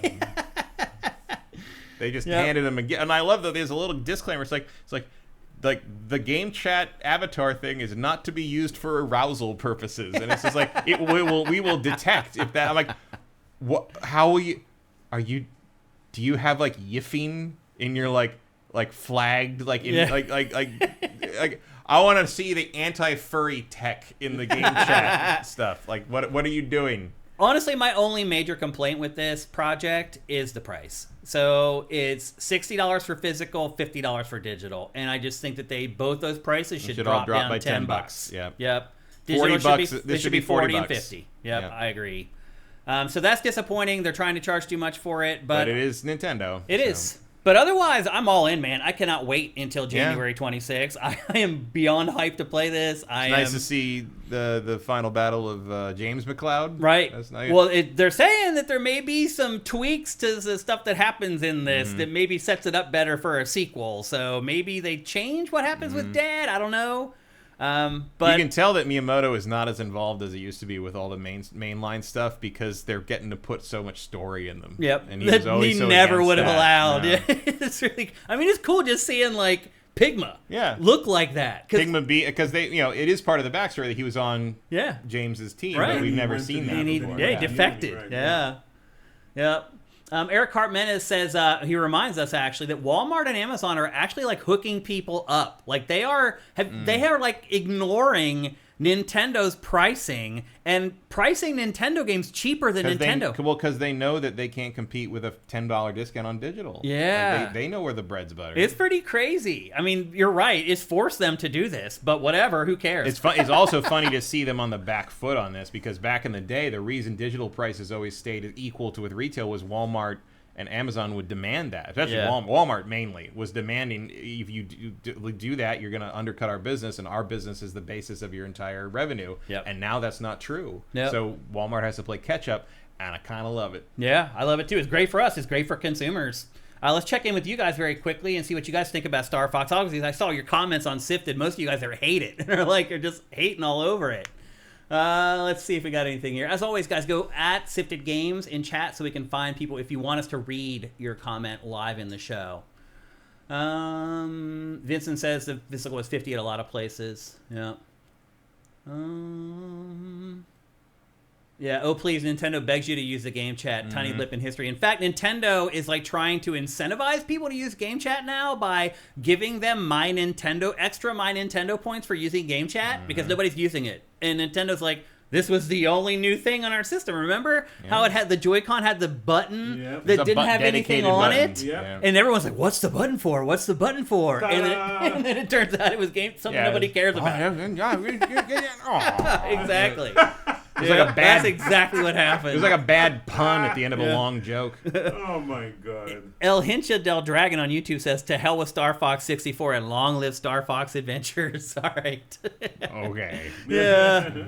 I mean, it wasn't terrible, but it wasn't great either. It ain't no Star Fox. No. I wouldn't mind seeing like them put that. Is that up on the game? The game, not Game Pass, Virtual Console, whatever the hell. What? Did they have Star Fox Adventures up on the subscription service? It's not there yet. They should put that up. They should. Yeah. They're starting to do more GameCube, but they haven't quite got that far yet. Yeah. I would be up for maybe trying to replay that again. Yeah. Zet Saber says they should make Falco sound more like a jerk. Yeah. I think he looks great, though. I think Falco looks the best of the I whole think team. Bird translates to that art style way better than any of the other types Yeah, I of agree. animals. That's true. Yep. Erebus Jones says, to be fair, every space level in every Star Wars Lego game plays like this. Man, I wish. Like, they don't really do that anymore. And one of my big complaints, because I did just replay the Complete Saga, one of my big complaints with the Lego Star Wars Complete Saga, Skywalker, the one they Skywalker just did, the Saga, last one yeah. they just did, there really aren't any vehicle sections like that. Right. Like the fact that game is a bunch of random, like the fact that they were so scared of repeating themselves and they didn't do a lot of the iconic moments in the levels, and then they didn't do vehicle levels for all the major, like there's no Battle of Endor in that game. I know. What Yeah. the fuck? That is weird. It should have been the ultimate expression of Lego versions of the Star Wars saga, and it's not. Yeah. And they 'Cause- have all the vehicles. They have the Lego Yeah, they're all vehicles, in there, yeah, but you of don't course. do anything when you just fly Yeah. through the open space stuff, and there's not, you blow up like an asteroid, and that's the only thing I get to do in an A-wing. Fuck you. We waited 6 years for that fucking game. Emperor Gestal 84, the only person who has 2 wins in Name That Game Tune. Thank you for Twitch Prime. You're in the lead right now, Emperor Gestal 84. I don't know if you even know that. Let's see if there's anything else for us up in here. Doesn't look like. Oh, here's one. If Nintendo really had to do a remake of a space shooter again, where is Rogue Squadron? Does Nintendo own They that? don't own that. Lucasfilm owns That's what I that. figured. But Yeah. that's all in Lucasfilm's court. Vincent says, and most of the things that Link says is, no, I don't want to hear the stupid owl Oh, again. yeah. You're right. How many minutes of my life have I lost to accidentally hitting repeat on that owl? Yeah. Probably like 10. Yeah. Demon brings up that he's not willing to pay 50 for this. Yeah. I will, but I don't particularly want to. Emperor Dread says, a few hours after seeing the trailer, I kind of get used to the characters looking a bit freakish. I think if Fox's eyes were like 10% bigger, it would be less of an He does look issue. like he's squinting a little bit. Little beady little eyes. Mm-hmm. Yeah, I can see that. But I think they look great. I think the game in general looks great. So I'm pretty happy with Yeah. what they've done. But different strokes for different folks. What Also, some people's expectations. Also, for like, Star I don't Fox are have different. enough connection to the Star Fox characters to particularly get up in arms To about get really the angry designs about it? for them. Yeah. Because, like, guess what? You're not looking at them for like 90% of the Yeah, you game. don't You're even looking see at the them. back of the R-wing, They've which also looks looked great. so different in all the different things that they've been. Yeah, in there is no Smash real Brothers and consistency. stuff. Like I don't feel like there is a canon look for Not Star really. Fox. He was cool in the movie though. He was really cool. In the Yeah. movie. All right. Also, will we ever address the fact that they amputate their hind legs and put bionic legs on themselves to fly the planes? Because that's fucking They're crazy. definitely not going to address that. That's crazy. Like That's not going to happen. Like that is a dedication to your career right That is. there. Yep, that is. All right, well, there you go. That's Star Fox for Switch 2. Again, it's coming on June 26th. We would like to see the price about $10 cheaper, but at least for our crew here, we're pretty happy with how the game looks. Obviously, some of y'all will disagree with that. All right, let's move on. We're going to talk about Mixtape, the game that we kind of teased throughout the first hour of the show. Just variously, we just came across it. I want to start by explaining Mixtape to people who may be a little bit younger than me. I mean, I never made mixtapes on CDs. Did you guys? Yeah. Did you? Well, I got a CD burner in like '97. So you remember Miguel? Mhm. Like we would make mixed CDs Okay. all the time because he I think borrowed that CD burner more than I used it because I would just leave it at his house for like weeks on end while he Yeah. burned everything, and it was like it was like a foot and a half long, Yeah. and like it used these like horrible CDRs, and like you had to like put it in and set it to burn and like leave. For like Like half a day. You couldn't like if you bumped the table, if you sneezed might mess up on the it, it would burn. like burn.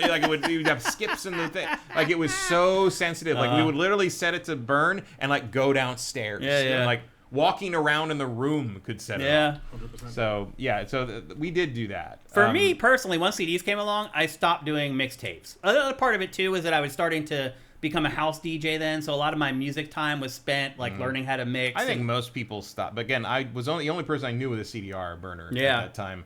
And and Miguel, I think he liked it because when you handed a girl a mixed CD, they're like, "You can do that." Right. It was an element of like, "Oh wow, that's possible." It's like, "Oh look just- at Mr. Digital over here." Yeah. Well, just so you know, mixtapes were kind of for that back in the day. Like if I would meet a girl and I liked her and I wanted her to get to know me a little bit better, the next time I saw her, I would give her a Yeah, it was a mixtape. primary form of communication. It was a way to It was talk. like when the little mynah birds in the documentaries bounce around with the weird frills over Yeah. there. Like that was a mixtape for a teenager in the early '90s. It was a way to talk to somebody without talking, basically. Yeah. And like I would Until later, you learned how people just don't listen to the fucking lyrics. Right. And you're like, oh, you weren't listening to anything I was saying. Okay. But like I would make mixtapes and I would give them titles. Like this one is called Happily Ever After. And I actually created like art for the covers to give to people. And then if you look on the inside, like I would take the time to write out like all the song titles, list, right. all the bands. I named the sides. So the one side's called Cold, the other side's called Colder. My guess is we were breaking up when I made this mixtape. And that's probably why I called it Cold and Colder. So was that for you? I made this tape for Michelle, who's now my wife. Yeah. So she gave it back to you? Well, when you I back got it together? from her collection, Right, basically. right. Here's another one called Just for a Day. But pretty much all these mixtapes that I have here are identical to the soundtrack of Mixtape. It's all the same bands. Jesus and Mary Chain, Joy Division, New Order, The Smiths, Clan of Zymox, This Mortal Coil, 808 State. I mean, I can just go on and on. To me, mixtapes are much more than just a collection of music that you give somebody else. Back when I was growing up, it was a culture and a thing. I guess the equivalent now would be like a Spotify playlist. Yeah. I guess. Yeah, that's probably what the kids do now. Yeah. It is. Like Yeah, if they do. find a girl that they like, they're like, "Hey, here's a Spotify playlist I put together they for do. you." Mine is the actual time of actually doing it. Yeah. Like, Yeah. just choosing. Because it. the other thing too is when you made these, you had a dual tape deck, so you'd have to play the original and then record it onto the mixtape, and you have to like pause it at the right time to make sure you got it right and make sure there wasn't gaps in between the songs that were too. It was an art. It really was, and that's what this game is all about. It's about that whole culture around making a mixtape for your friends. Now, this is set, I've managed to figure out, I think it's set in 1994. because one of the albums, the oldest album that they point to in this is from 1994. I think the Portishead album that they... You mean the newest one? Yeah, the newest one is from 94. So I'm guessing this is set in 94 because they wouldn't have had access to that album at that point. But to be fair, there are other inconsistencies in this game. So one is both these girls skate.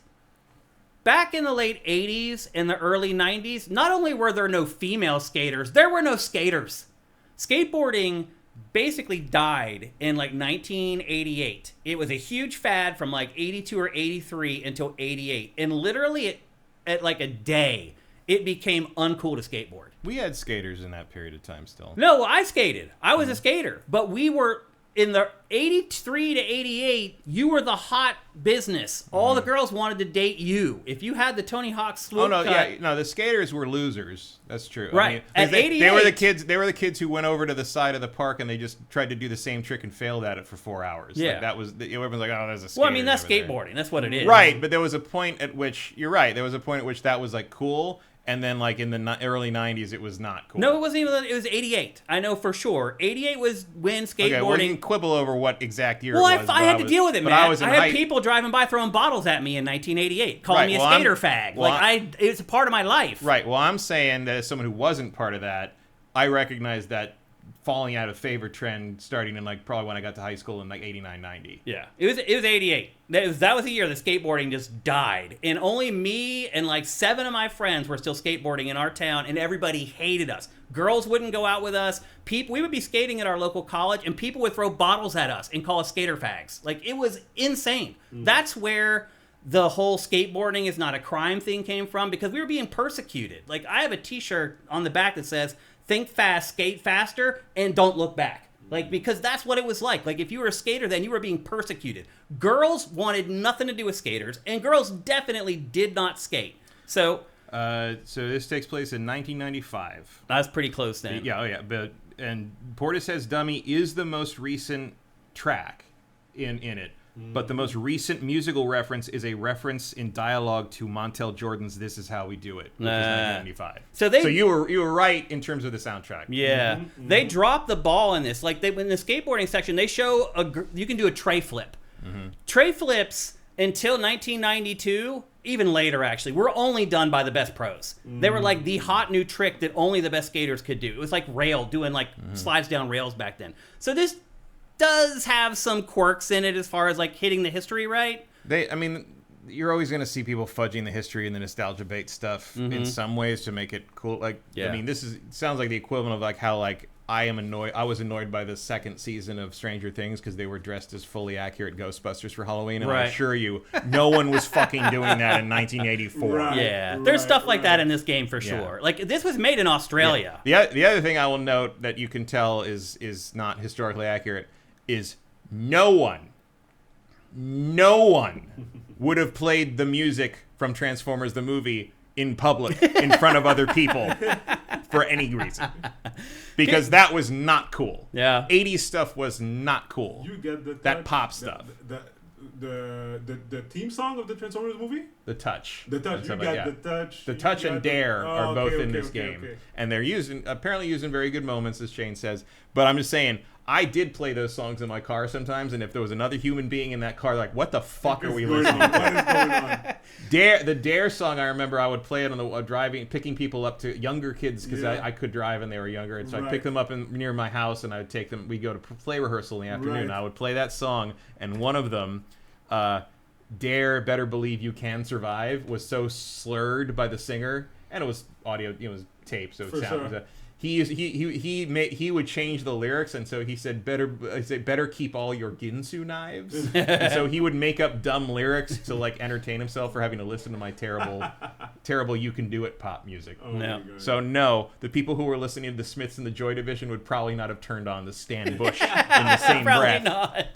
I just gotta say, this is my freaking bedroom at my mom's house. I literally have almost an identical bedroom with the sloped ceilings and everything. It blows my mind. This game is Shane in 1991, the video game. It is crazy. You could also title it the pre-show GameFace music, the video game, because pretty much this entire soundtrack is music that we play before we start GameFace on Twitch and YouTube every week. So it really hit a sweet spot for me. But here's the thing. I don't know how it's going to hit a sweet spot for anybody else. This game is about 3 friends that mostly follows this girl, Stacy here. She is an aspiring music supervisor. She wants to be that's weird in the sense that who the hell had CDRs in 95? Right. Yeah, that's... It's not perfect for sure. And these are all CDRs, by the way. Yeah. Like already pirating music or whatever. Like they would all be on tape. Yeah. So it's basically about Stacy and her 2 friends, and her two friends know that she is planning to leave for New York the next day to try to chase her dreams to be a music supervisor, which is basically a person who decides which music goes in TV and films. And they had planned this road trip for years, and Stacy's bailing on the road trip. The other 2 friends are all pissed off about it, and she's leaving the next day. And it's basically just chronicles their last day together through music. So what happens is you're right now you're in Stacy's room and you wander around the room and you find objects. When you find an object and look at it, it triggers a memory that sends you off into a little vignette. And I was going to call them gameplay vignettes, but that might be a stretch because most of the vignettes in this, if they are interactive, you would prefer that they weren't. Ren and Stimpy. So a lot of the stuff in this is very subtle. This tongue-kissing minigame, Ren and Stimpy. Later on, they show a still that's like a close-up of the one dude's face, and he has like zits all over. It's Ren and Stimpy. Like, what the fuck is that? Yeah. in the chat. Yeah. There's some gross out Ren and Stimpy stuff. Like, they've really managed to like hit all the touch points of that era, for sure. They don't all make sense, but I think if you live during this era, you're okay with it. And if you don't, you probably don't know any better. But basically, so now she's at the VCR, and that will kick off another little vignette where you play for a while. But the thing is like these vignettes are really a mixed bag. Like this one is a music and rhythm game where you just tap buttons to the beat and they headbang in the car, and it goes on for a really long time. Sometimes they're skateboarding downhill, and it goes on way longer than it's supposed to be. Sometimes their minds just drift off, because they're teenagers, into this dream state, and there's surreal stuff that happens. They can fly through the air, and they can fly through the sky, and at first it's great. You're like, oh, this is representative of what it's like to be a teenager and feel your freedom and blah, blah, blah. And then it goes on for 5 minutes, and you're like, wow, why? And I think what you realize at the end is when the game finishes at like 3 hours, you realize that they're trying to pad the game out a good bit. And ultimately, a lot of these gameplay vignettes, and you'll end up seeing a lot of them in this B-roll before it's all said and done here, are like vaguely interactive music videos. So each one is set to a song, and like they haven't timed it well, so sometimes they have to loop the song again, and it'll only go for like 10 like they could have just designed the gameplay vignette so it was exactly the length of the song. Instead they didn't, and so the song loops a little. There's like, I could have made this game a lot better, is what I'm getting at, with some very simple tweaks. But I do think for people like me who grew up in this time, this is an amazing game that will literally almost make you cry at several points. And in fact, the last 30 or 40 minutes of this was heavy. Like, not even because the resolution of the story happened, like they just started getting really good at choosing to play the right music at the right moments. And it started to get to me. Like, my wife was watching me play this, and we're the same age, and she did cry. And she was just tangentially listening and watching the game as I played through it. And she kept saying, oh my gosh, there's Joy Division. Oh my gosh, there's Smashing Pumpkins or whatever. And so she got caught up in it. And so for us, people of our age, it is very emotional, and it does take you back. And she and I, after I finished playing this game, we sat and talked about the 90s for like 2 hours. About friends who have passed that aren't with us anymore, things that we did, things about this game that were exactly like our lives back then. For us, it was very powerful. But for everybody else, I don't know why you would care about this game at all. Stevens, you're younger than us. Do you have any interest in this game at all? I mean, it's pretty. I like the art style. In terms of interest, not really, because I don't see the point.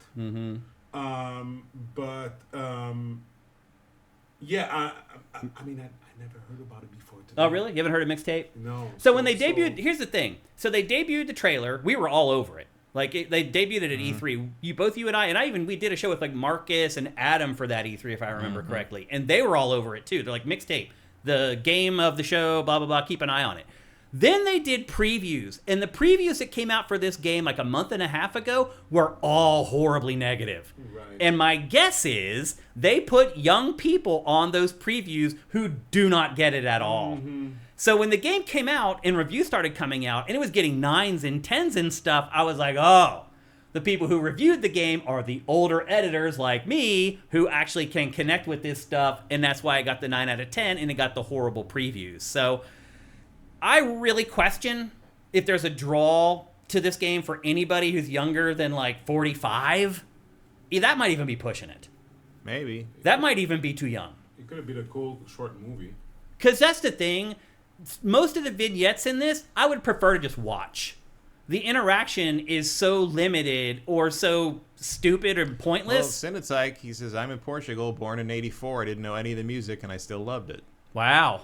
So I guess it depends. If you can identify with the youth one way or the other, Yeah. maybe you get it. I mean, I don't think being a teenager... There's the Ren and Stimpy stuff I was talking about right there. That is, the close-up like body horror stuff is definitely Ren and Stimpy derived. That's true. But these are like the mini games, like, and it's cool for me because I did this. I went to 7-Eleven and I made suicides where I mixed all the slushies into one flavor and would try them out. Like again, this game was made in Australia and they have managed to tap into some of the most minute things that like really tripped my trigger back in like 1991. Like I do wonder if there's not at least one person on that team that was kind of like an alternative type in the States back then. Like, because they really do nail it. Like all the stuff in this, like again, it's not very fun to play and the gameplay isn't great, but the subject matter just freaking nails it over and over again. Like towards the end of the game, you go to this huge keg party and you're supposed to go around with your handy cam and film people at the keg party or whatever. But like all the people at the party are doing and saying all the stuff at all the keg parties I went to when I was in high school. Daniel Leonard, born in '87, Portuguese, loved Mixtape. So Portuguese folks. Apparently Portugal really gets it. I don't know. Yep. Silk Snake says, do you really have that many colors? No, we didn't actually. Like I think the 7-Eleven would have like 5. That is the most equipped 7-Eleven I've ever seen. We had the Coke and the cherry and maybe the lemon lime orange or lemon lime if you were lucky. That was it. Yeah. So they do. That's a good catch, actually, Silk Snake. They do elaborate on that a little bit. But again, I just did this when I was home at the holidays. I'm looking through like my old cabinets. I found old concert tickets that I'm looking through. Like, again, for somebody who lived a very specific kind of life in a very specific time, this is like the game of the forever. Yeah. And I think, given what it probably costs to make this, I think they can afford to target a very specific audience. Yeah, because don't forget that, like, that's kind of the sweet spot for buying games right now. Yeah. I mean, we're the ones who are Gen X buying pretty games. much has the money to spend on something like this, and it's not that expensive anyway. And I don't think that people who didn't grow up at the same time I did will absolutely hate it or anything. No, especially if you're aware of kind of music and you understand sort of the universality of human experience. Like, I think my niece would probably get something out of this game. Like, she'd understand where all this is coming from. Some of it will appeal to everybody. Just the teenagers, coming of age stuff. And hey, figuring it out. Like, you don't need to be born in 1970 to, like, think the Smiths are cool. Right. And to like the Joy Division. Like, you might discover some stuff. It's true. And the soundtrack, that's another thing I would say, is that the soundtrack is not as good as I thought it was going to be. So the bands that they put in the trailer are in there, and they're great. When I saw the full track list, I was like, oh, that's not what I thought that was going to be. Like, they put that's the best... not a very good mixtape. Yeah, it really is. I mean, like, obviously they're all for different moments and everything, but like, it was a lot more diverse than what I thought. Also, the time period. There's songs from the 70s, all over the place, and like I thought it was all going to be from that time period. And I mean, to be fair, we did have songs from the 70s in our mixes. Yeah, for sure. Back then. I mean, that is accurate, but it's like but you were kind of expecting a hyper focus given the marketing, and it wasn't that. The best songs in the game are the songs that are in the trailers. Yeah, and the other ones you may have heard, you may not have heard, and they're not all alternative or anything. I guess like I that. was kind of hoping it was going to be a little more of like a Life is Strange sort of thing, rather than whatever this is. It's sort of more of a mini game thing. It really is. It's like a minigame collection, basically. With some segments like this where they'll do a walk and talk or whatever, but you have to like run the whole time. It's like, I don't need to hold the joystick forward. Like, just walk. Like, I was going to say when we got to Aphelion that Aphelion has the worst walk cycle matched to the ground scrolling I have ever seen. But you win, Mixtape. Yeah. That is the worst. That is the worst match of ground scrolling to walk cycle I've ever seen. So where's the woke scandal? Is because she's attracted to women? Is that no, she's not. She's not even gay. It's because the Ellison connection. That's it? So yeah, but he's talking about the woke angle. Why are the other side angry about it? Oh, because there's girls in it. Because there's just a girl in it. That's it. They're not gay either. Like No. neither one of the girls are gay. No, it's you have to play as girls. Yeah, that's it. That's it. They've recognized that women exist. That's the problem. That's it. That's kind of weird. There's a character in the main cast. It's a girl or Right. not white. Then Right. clearly they were forced there by Sweet Of Baby course. Inc. Yeah. Like Of course. diversity Of course. inclusion. Like Okay, whatever. that's it. I mean, That's all it is. So It's- the Final good news. Fantasy VI was Final Fantasy VI was also Yes. DEI, Right, super woke. Yeah. super woke. Super woke. Yes, Tara's a girl. Exactly. So, okay. The good news is this game is only $20. that whole game should have just been that one guy suplexing the train over and over again. That's the only way a man would ever play that game. Yeah. And the good news is this game is only $20, and it's on Game Pass this month, so you can get Game Pass and play this and Forza Horizon 6 and Aphelion. We're going to talk about here in a minute. All those you can play for $23 this month instead of paying full price for them. But if you did want to buy this, it is only $20. JM Rain does make the point they're not gay yet. Oh, okay. They Growth haven't gone mindset. to college yet. They're only in high school. Yeah. That guy's mustache will make her gay. Probably. I think that just never to have to deal with that again. Well, that's one of the undercurrents is Stacy and the guy. They used to kind of be a thing, but they don't want to talk about it, and that's kind of the thing that kind of permeates the story underneath the surface throughout the whole thing.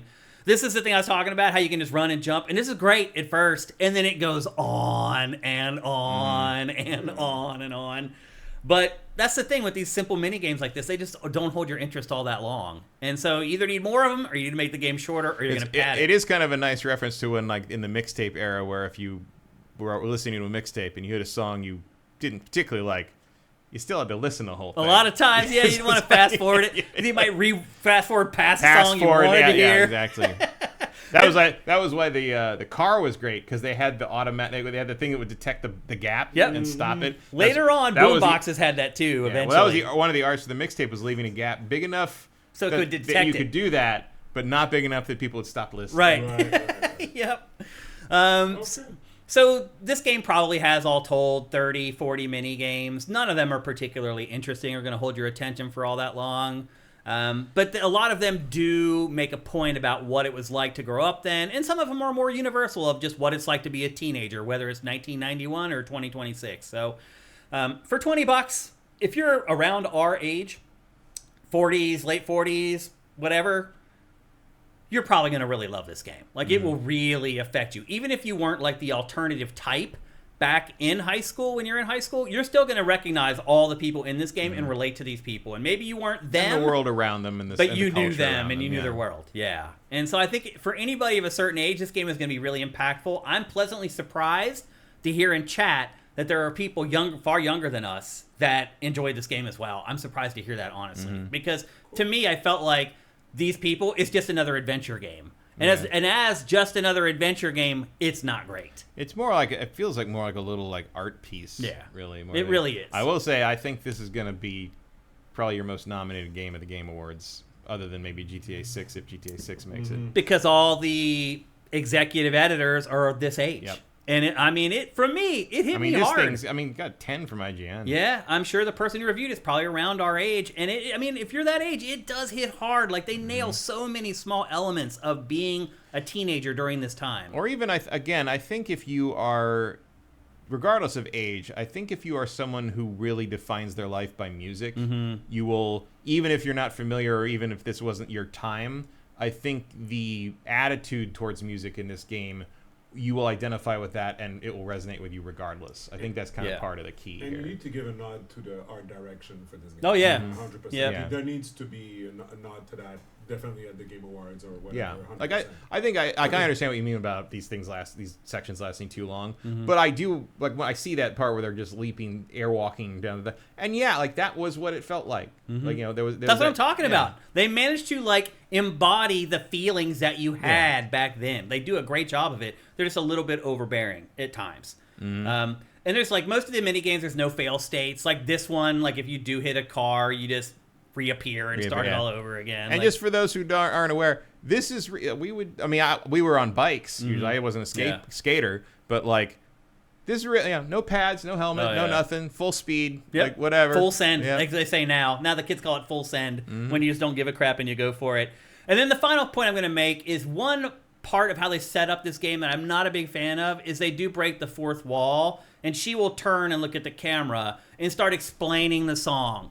She'd be like, this is Lush, their album Spooky from 1985. They were known for this and that. This is one of the songs. Well, that's because you have to have the high fidelity reference in there. I guess. I found it to be annoying after a while. Like, but I do appreciate for people who don't know these bands, it does teach them a little bit about them. But I thought it was kind of jarring and kind of pulled me out of things. But I think that might be more specific to me than the average person who will play this. So. But otherwise, I enjoyed my time with it. It really affected me and my wife. Both of us were emotional playing through this game. And in the end, again, the last 30 or 45 minutes of this, if you grew up in this time, really pack a wallop. So Can you fail those sections? No. Generally, you can't really fail anything in this game. They're very kind. So that's maybe part also of the some people that are there's a bit of non-game. I mean, it's like a walking simulator basically, and I honestly might prefer if I didn't have to interact at all in this game and I just sat and watched it. Yeah, and there's something to be said for that because there's another game we'll get to where if it just kept you walking simulating, it would have been a better game. Yep, I agree. Let's check in very quickly with you guys in chat because we got a bunch of because we got a lot more to get to before the show is over. Iviz, thank you for Twitch Prime. Silkshake says not a single push. Yeah, they're just cruising downhill. Sunuku, I like the art style, but this looks like the classic on sale type you buy at Christmas when you have a weekend, nothing else to play, and get through it on one single run. It's only 3 hours long. It goes by real quick, for sure. It's a mixtape. Yeah, it is a mixtape. It kind of is. Yeah, it's pretty much just as long as like the songs would be if they just put them on a tape. Fire Native says, for those that didn't live in the 90s when we got hit by a car skating, we had 3 lives before game over. VO is very good, I thought. Yes, in a type. The voice acting in this is incredible. It really is. It sells all 3 characters. Absolutely. Yep. Really, really good. Strapping the laces around the ankle. I remember people doing that. And pegging their pants. I guess that was the 80s. That was the late to 80. Yeah. That ended around the same time as skateboarding. It did. It really did. 88 was about the cutoff for the pegging. Heath Demon says this is the video game equivalent of Oscar bait. Yeah. That's a good way to put it. That's fine. Mice Q says, I'm pretty conservative, but to be honest, a female protagonist in a game never struck me as odd anytime. I mean, because I think that goes beyond being conservative. Because you haven't been. That has nothing to do with being conservative and everything to do with having your brain rotted out. Yeah, it only has anything to do with conservative or liberal. I mean, like it's just because you're not an idiot. Yeah, really, it comes down to it. Vincent says it's on Switch 2 as well. I missed that somehow. I second checked that this morning, and in our database we only had it for the other 3. So thank you, Vincent. Apparently the game has some AI imaging when I Googled controversies. I mean, they all do. Yeah, every game at this point. Hard to get away from that now. Yeah, I mean, it sucks, but that's just the way it is. Khalid Twilai, girls would just duck you if you didn't like the Smiths. My girlfriend was Greek and rich. I had no idea why she cared about the Smiths. And that's why she cared about the Smiths. The Smiths are not in this, surprisingly. Like, you would think they'd be the first band that would be in this, but they're not. They're not in it at all. Yeah. I know one Smith song, and it's so depressing, I was like, no thanks. Yeah, some of their stuff can be a little dour. A tad. Yeah.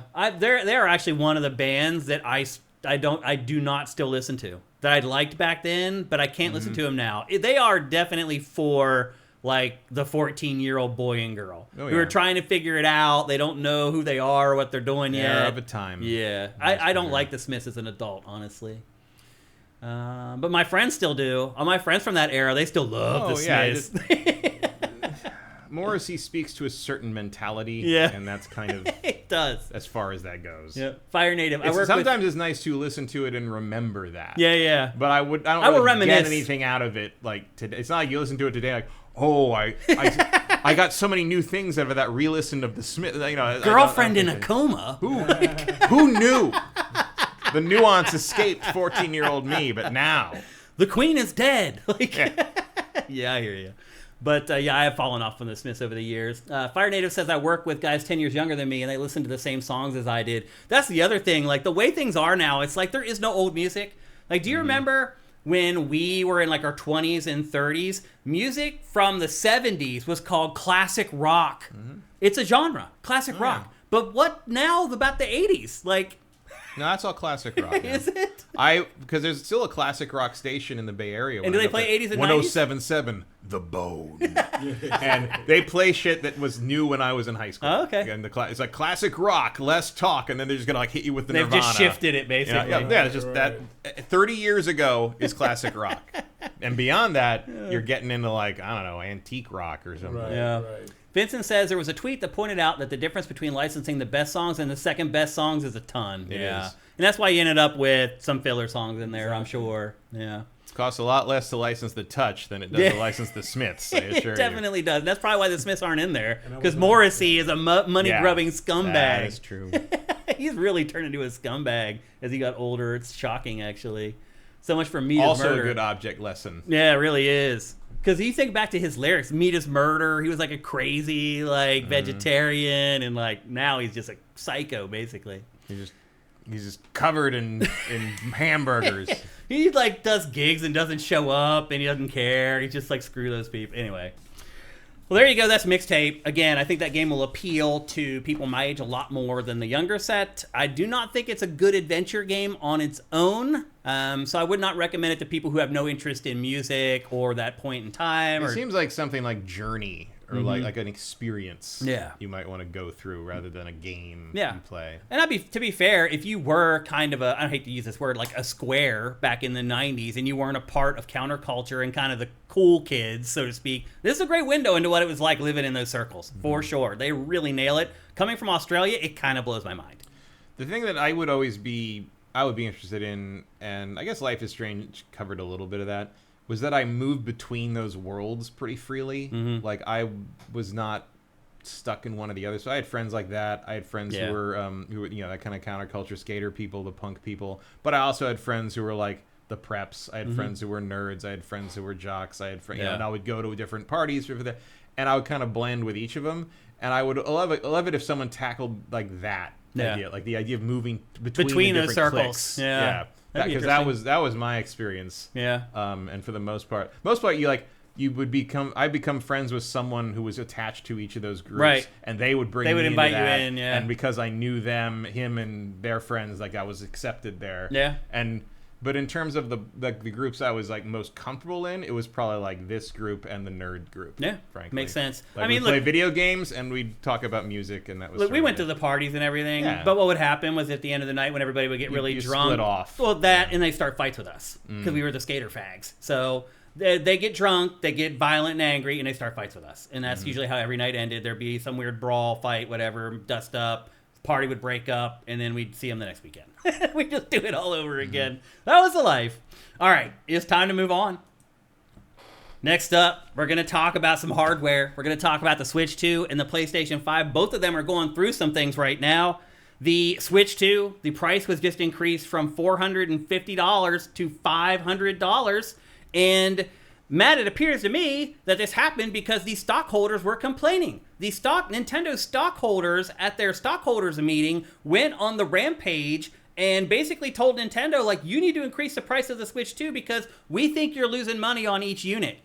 And as a stockholder, I don't want you losing money on each unit, so jack up the price. And that made the rounds in the news, and people were like, oh, crap, are they going to increase the price again? And literally, like the next day, Nintendo announced that it was increasing the price of the Switch 2. So were they losing money on this thing? Like, Nintendo did. that is not Nintendo style. Nintendo did not answer when they said, we think you're losing money. So it did not say whether it was or it wasn't. But bottom line is, the Nintendo Switch 2 is now $500.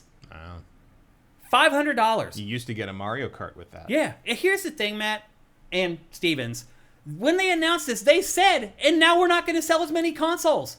So they know. They know that when you increase the price, you sell less. So You're a publicly traded company. You got to answer to the stockholders. The stockholders may be dooming Nintendo on this case because they don't make the money on the hardware. If they do, they're making $20 on each unit. They make the money on the software. So you just need to get the hardware out there so people buy the software. Like, again, it's like letting the inmates run the asylum, letting stockholders guide your financial decisions. Like, it doesn't make any sense. The other part of it, too, is that we're learning that, like, the tariffs are about to go away. Like, hopefully in November, Congress turns over. Things should start getting better here in the next, like, 5 or 6 months as far as everything is concerned. Why do this now? It makes no sense to me at all. Getting better as far as what's concerned? Well, as far as, like, the prices of things, because hopefully the war in Iran isn't going to last forever. Hell. Really? Years.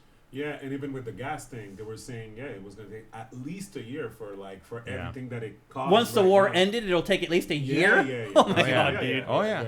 This stuff takes forever to recorrect. I filled up my car at 650, 6 point whatever. I took a picture gallon. I was downtown near Spring Street the other day. $8.95 a gallon. I do think things will get better with the tariffs.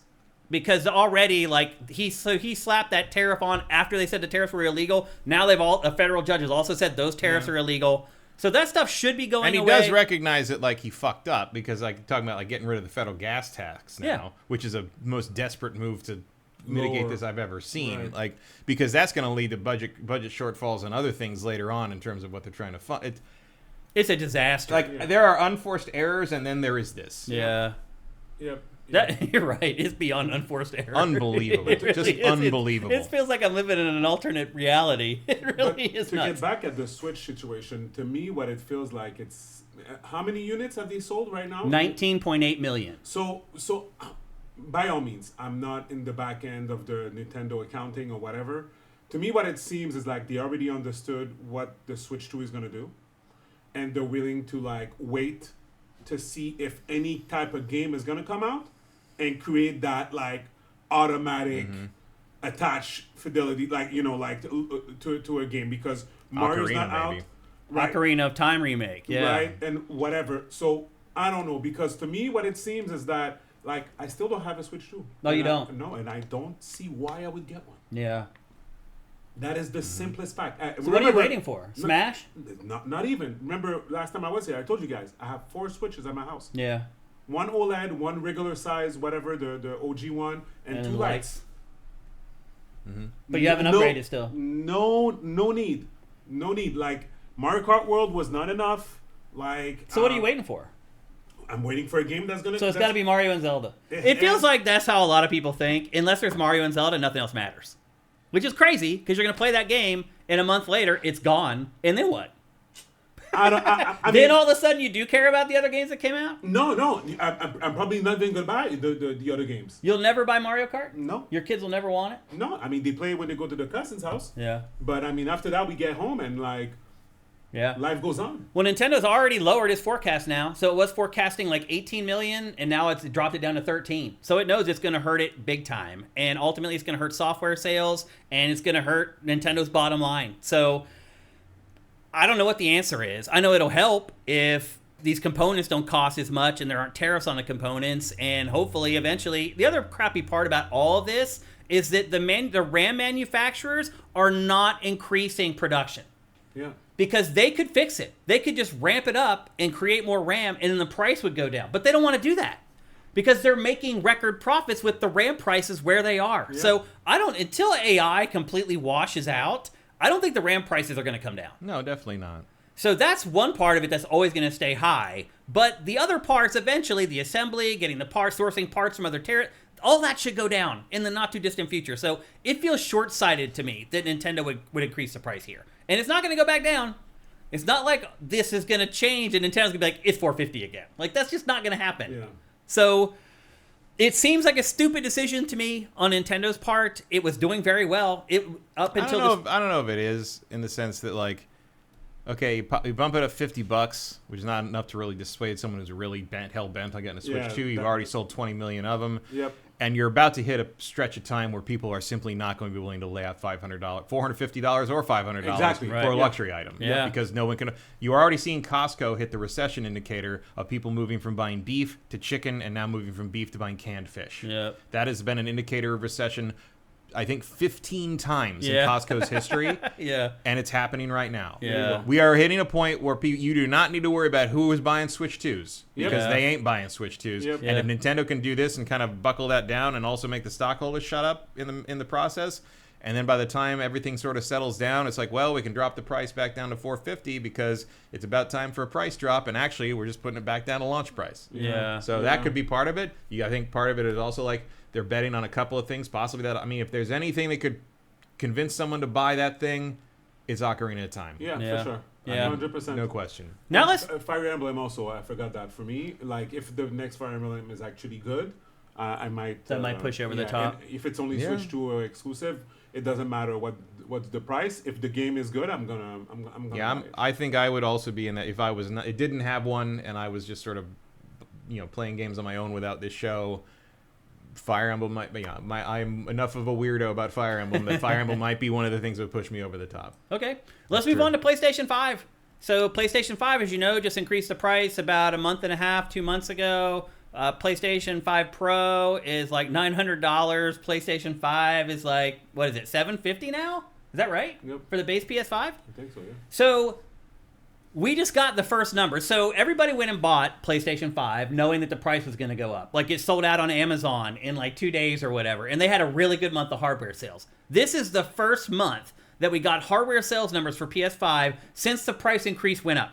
And the hardware sales of PlayStation 5 went down 46% year over year. Yep. 46%. They sold half as many Yep. as they did the year prior. Yep. What is so they're at almost 100 million now, PlayStation 5 installed base. Do you guys think that they're just, Sony's like, that's enough? We don't care if we sell anymore, and 100 million is enough for an install base to make money off the software? Yep. Because they're not going to sell, to your point, Matt, if they're not buying a Switch 2 for 500, they're definitely not buying a PlayStation 5 for 750 or 900. And then the question becomes, what happens with Grand Theft Auto 6? I mean, I think if there's if there's an 800-pound gorilla that can make you buy a PlayStation 5 for any amount of money, it's probably that. Right. Do you think there's a chance that Grand Theft Auto 6 flop? I don't mean like No. completely flops, but I mean like doesn't make $1 billion in 3 days flops? No. So how many units do Grand Theft Auto need to sell? So to Like get to 20 that- or 30 million? Okay, so you have 100 million PlayStation. Yeah. Yeah, Good. there's And plenty there's out there. probably 10 million Xbox Series X out there. That's it. So basically what's happening is that you have like multiple people in a room. They all have PlayStation 5, but they don't know each other, and they play different games. Grand Theft Auto 6 probably gonna have all these people buy the game. That's basically the Well, crux of it. that's what's going to happen. Everyone's do going you, to... do you think so? $1 billion would be like kind of your target for Yeah. the first like few days. Yeah. That's only 12.5 million copies of the 12 game. and a half? There you go. At $80 a Yeah, game. there you go. Yeah, they could make that happen. Yep. Yeah. Yeah. But then the sustained sales. Well, I don't think they're worried about that so Yeah. much. Yeah. Because the sustained sales on GTA 6 is going to have the tail of a decade. Yeah. Well, but will it? That's my question Yes. actually. Yes. Is it going to operate the same as Grand Theft Auto 5 did? Yes. I mean, that's the plan. Yeah. Like, I don't see why it wouldn't. Yeah. Unless there's something horribly wrong with it, which I can't imagine there would be. Yeah, it's for them. It's like riding a bike, right? They're Yeah. just gonna Until it doesn't happen, Yeah. it's better to assume that that's what's going to happen. Exactly. Yeah, because, I agree with that. I mean, I'm not going to pretend I understand why GTA 5 is sold like that either. Mm-hmm. But I don't see any reason why 6 wouldn't do the same. Yeah. They have I'm to. just wondering if these horrible sales continue for another 6 months. If we aren't starting to look at like not even worrying about Grand Theft Auto 6, we're starting to worry about like the bigger industry at that point. I mean, why? Because you have an Xbox with 10 million, you have a Nintendo console with 20 million.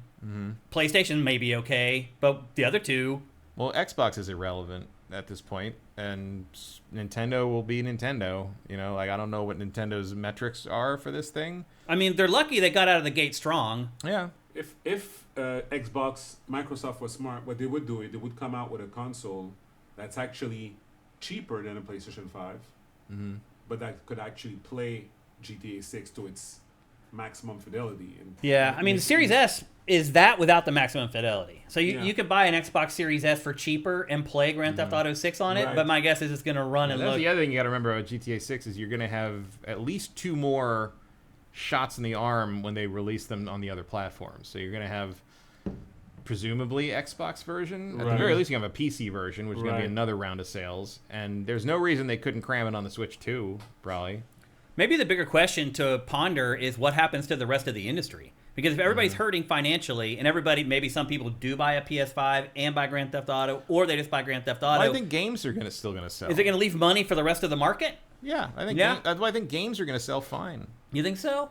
I think for sure. Yeah, like movies are fine. People aren't buying a lot of home theater equipment. Yeah. But they're gonna watch movies. Yeah, like people are just choosing. Like when you look at your budget, not necessarily your budget, but like everything that you spend money on and whatever. Like at the end of the day, it's fairly easy to just say like, okay, I'm just not gonna spend on that, and I'm just gonna focus on this other stuff. So, but again, like I already have my budget done for my movies this year. I already know whatever. Now again, I might have to divert with some stuff that I didn't know was gonna happen, but realistically, I think people already know what they're gonna spend money on. You know, that's what I think. Well, I think people don't know how much money they're going to have.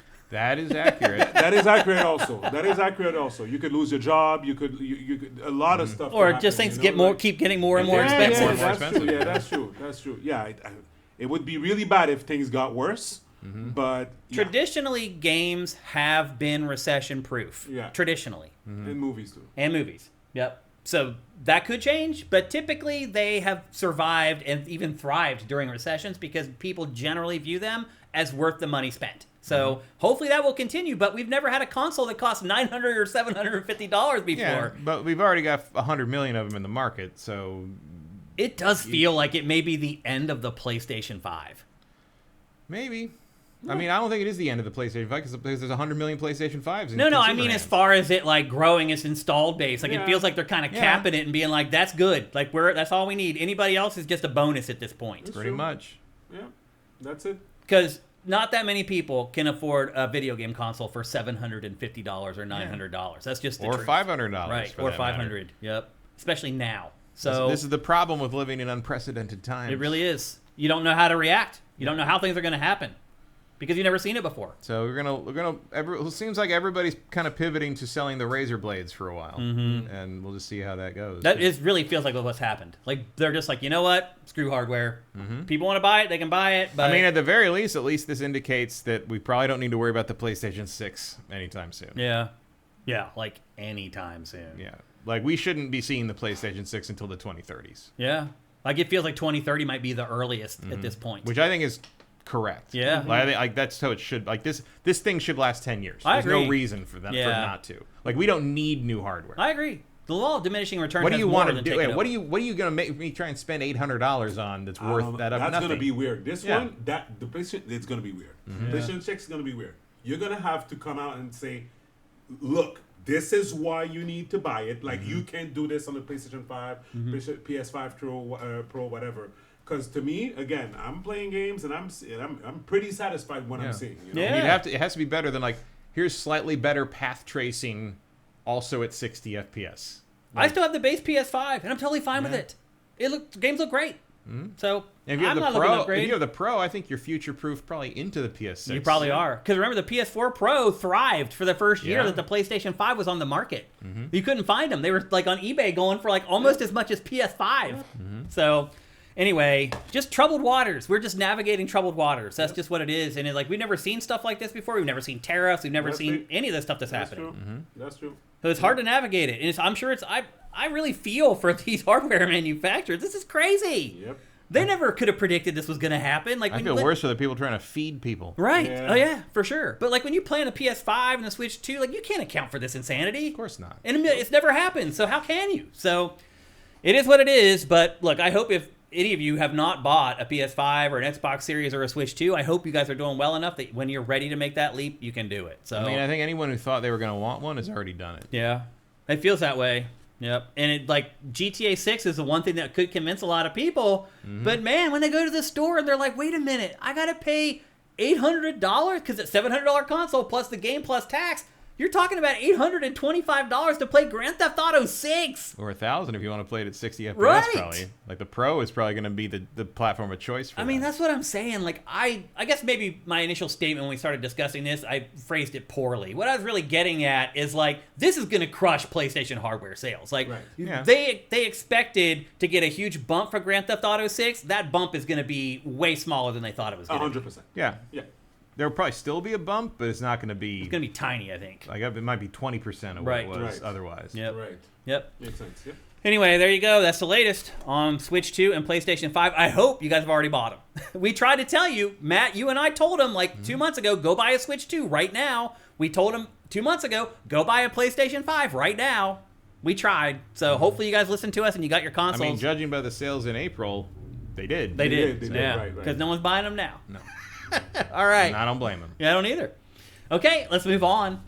We're going to talk about console exclusives. This week there was a study that was published, and it was a survey done by Circana, which is old MPD. Now they're called Circana. And they talked to gamers, and they asked them, they gave them a list of reasons why they play video games or why they buy consoles or whatever. And they asked them to pick the five options that resonated with them the most, basically. And this is the result. So, 41%, basically the most common reason someone buys a console instead of doing PC gaming or whatever else is that they're exclusives. There are games on there that they can't play anywhere else. This year it was 41%. Last year it was 49%. So that went down 8% in 1 year. That console exclusives are what make people buy consoles. Well, I'm guessing that you've lost a lot of Sony people there. That'd be my guess But as you're, well. but you're retaining all the Nintendo people. You're right. So that went down 8%. The other most popular options hardly moved at all. Friends, and actually the next two options are kind of the same thing. One at 38% is friends or family also playing a console. And I mean, honestly, the next three are kind of the same. they are kind of the same. Yeah. Because then the fourth one is I just don't want to play on a computer chair, Right. basically. So... Which is also why it's easier to play those with friends and family. Right, yeah. And probably why your friends and family also play on a console. Yeah. So if you really look at it, the most common reason people are buying consoles instead of playing on PC is because other people are Right, playing because consoles. everyone else is doing it. It's not console exclusive. So the question is, has PlayStation kind of figured out something before everybody else? That these console exclusives we've been dumping tons of money into to make sure we put out 5 or 6 a year, it's dumb. It's a dumb strategy to have. I mean, I've been saying that for how long now? Because every time you ask where are the exclusives, I'm like, it doesn't matter because Right. people just think of the PlayStation as what they play video games on. Mm-hmm. They don't care that Call of Duty is also on 3 other platforms. Yep. They care that they play Call of Duty on their PlayStation. Yeah. That's it. They're getting their money's worth out of the PlayStation because they're playing a game on it, whether that game is available on other platforms or not. It doesn't matter because generally they only own that platform. Yeah. I think that has been exacerbated this generation because there are no Xbox owners. Sure. Yep. So there's only like 10 million Series X out there at this point. So you don't have like that at least 60 million. Xbox One, they sold at least 60 million of those. That's significant. Like Yeah. that would affect something. But also like the this. Xbox One had exclusives. Right. Including some stuff you couldn't actually play on PC. Yeah. So just to add to that, I think what it is right now, exactly what Matt said, is video game playing right now has been equated to PlayStation, regardless of, what it is. And like, it's like phones. Like sometimes I look at the videos from Marcus Brownlee where he's reviewing a new phone, right? I'm like, I'm never gonna see this phone in the wild. Like nobody buys those. I mean, of course, some people buy Someone it, does, yeah, but right, but not the mass majority of people. So if Sony's smart, what they're gonna become exactly that. So so you want to play games?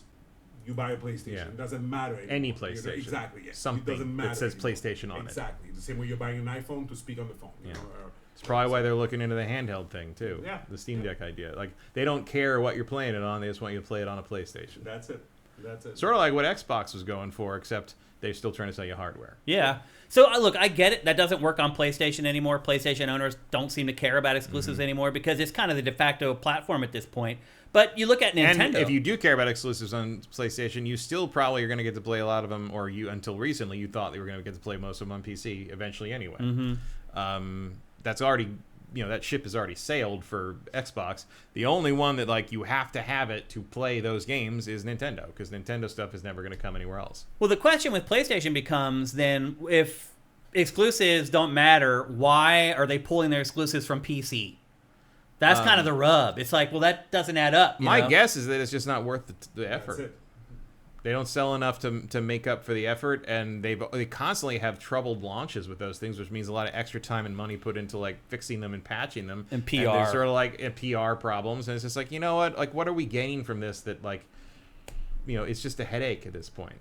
And I would certainly prefer them to keep coming to PC. I'm glad I have both Horizon games on PC. Those are by far the best versions of those games. But like, if they don't think it's worth the trouble anymore, it's not really it's not a pillar of their business or anything. Yeah. So I kind of understand why they might back off of that and feel like they're not losing anything substantial. Yeah. I do wonder why PlayStation became the de facto video game console if people did not care about exclusives. It almost Because feels it was like they did care because about it them was at the ubiquitous. time. Yeah.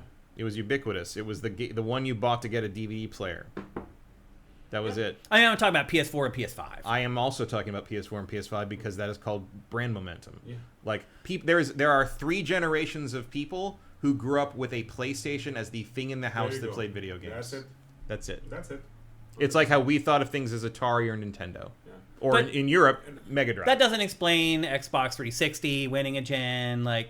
So But they didn't there win is the- an opportunity there if you had better exclusives or the games ran better One of on the your reasons machine. Xbox 360 won that gen is a whole bunch of casual people just kept their PS2 and didn't Yeah. buy anything else. I think they won because third-party games ran better. That to also was our true. initial point where it's more about third-party games, Yeah. I think it won not because it had Halo or whatever. I think it won because third-party games ran better. Call of Duty worked better on, All on of them. Xbox 360. At least for the first few years. The anyway. only third-party game that worked better on a PlayStation 3 that I can think of is Burnout Paradise. Yeah. It ran a little better on PS3, and that was it. Yeah. And then the other element is, people built their libraries on PS4, and then they're like, well, I'm not turning my back on that. And also don't forget that PlayStation ruled Europe. Mm-hmm.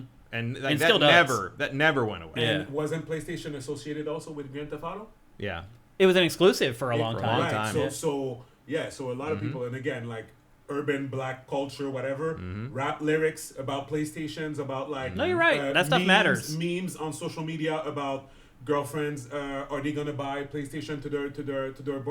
you're Are right. gonna buy to their boyfriends or whatever? Like it's the big thing, whatever. Never seen a meme about an Xbox Or a Switch, honestly. or a Switch. Even though right. the Switch sells great. Exactly, but again, you can see It's the culture, yeah. That's- And that's don't forget exactly- that there's always that a large part of what would drive gaming subculture and urban subculture is that secondary market, a generation behind the generation, where while we're all playing 360s, like you're saying, all the urban kids, as they say demographically, would be buying secondhand PlayStation 2s that are now For in like pawn $100 shops for or like whatever. $100 or less. Like, Yeah. I mean, I worked, like I said, in the late 90s, I ran a independent video game shop attached to a music store.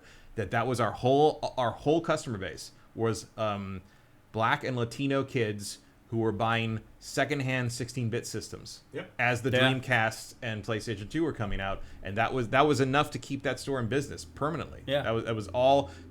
You have any idea how many fucking copies of Madden 64 I sold this week? There you go. Like it was like that's all. It was a whole, and that it was a ghost market Yep. almost, and that disappeared to some degree with the advent of digital, unfortunately. Do you think we just realized that Microsoft removing its exclusives from Game Pass is a terrible idea? Because it obviously thinks that exclusives matter because it's thinking about pulling them all from Game Pass. I do think it's not going to matter. Yeah. It's not going to move the needle the It way feels they think like it it, will. yeah. It feels like it'd be dumb because at least maybe you're getting some subscribers to Game Pass with your exclusives. Now you're going to get none. I mean, and people aren't going to buy them anyway. I guess you got to do it to see how the math works out. Like you already know kind of what your subscription base is going to be and how it's going to move when a big exclusive like Forza comes out. Now you're going to see how many copies of Forza you sell and see how that works. Yeah. Something like that. Maybe they're not doing that. Maybe Forza's still day one on Game Pass. It is, but it might be the last one. But Fable, let's say Yeah. Fable then. See how that works. Yeah, But I would say that Forza would have been more valuable data in that regard. for sure. But they had already committed to it They being already on Game committed to it. Pass. It's too It was late. it's too Yeah. late for them to bail on it. Maybe the next Halo Yeah. remaster, or the Halo 1, whatever, something like that. Yeah, and then with Nintendo, it's like it's just its own thing. Like you can't really look at what Nintendo does or succeeds or fails with, No. and then apply it to the rest of the industry because it is driven by its exclusives. Like you just said it. Like you're waiting for a big Nintendo exclusive that you cannot resist to buy a Switch to. If it's good, you just said it. If it's good, I'll buy it. So for them, exclusives definitely still matter. Like Yeah. big time. Yeah. Like big time. Like if Nintendo didn't have exclusives, it would be done. 100%. No one would buy a Switch to play crappy third-party ports.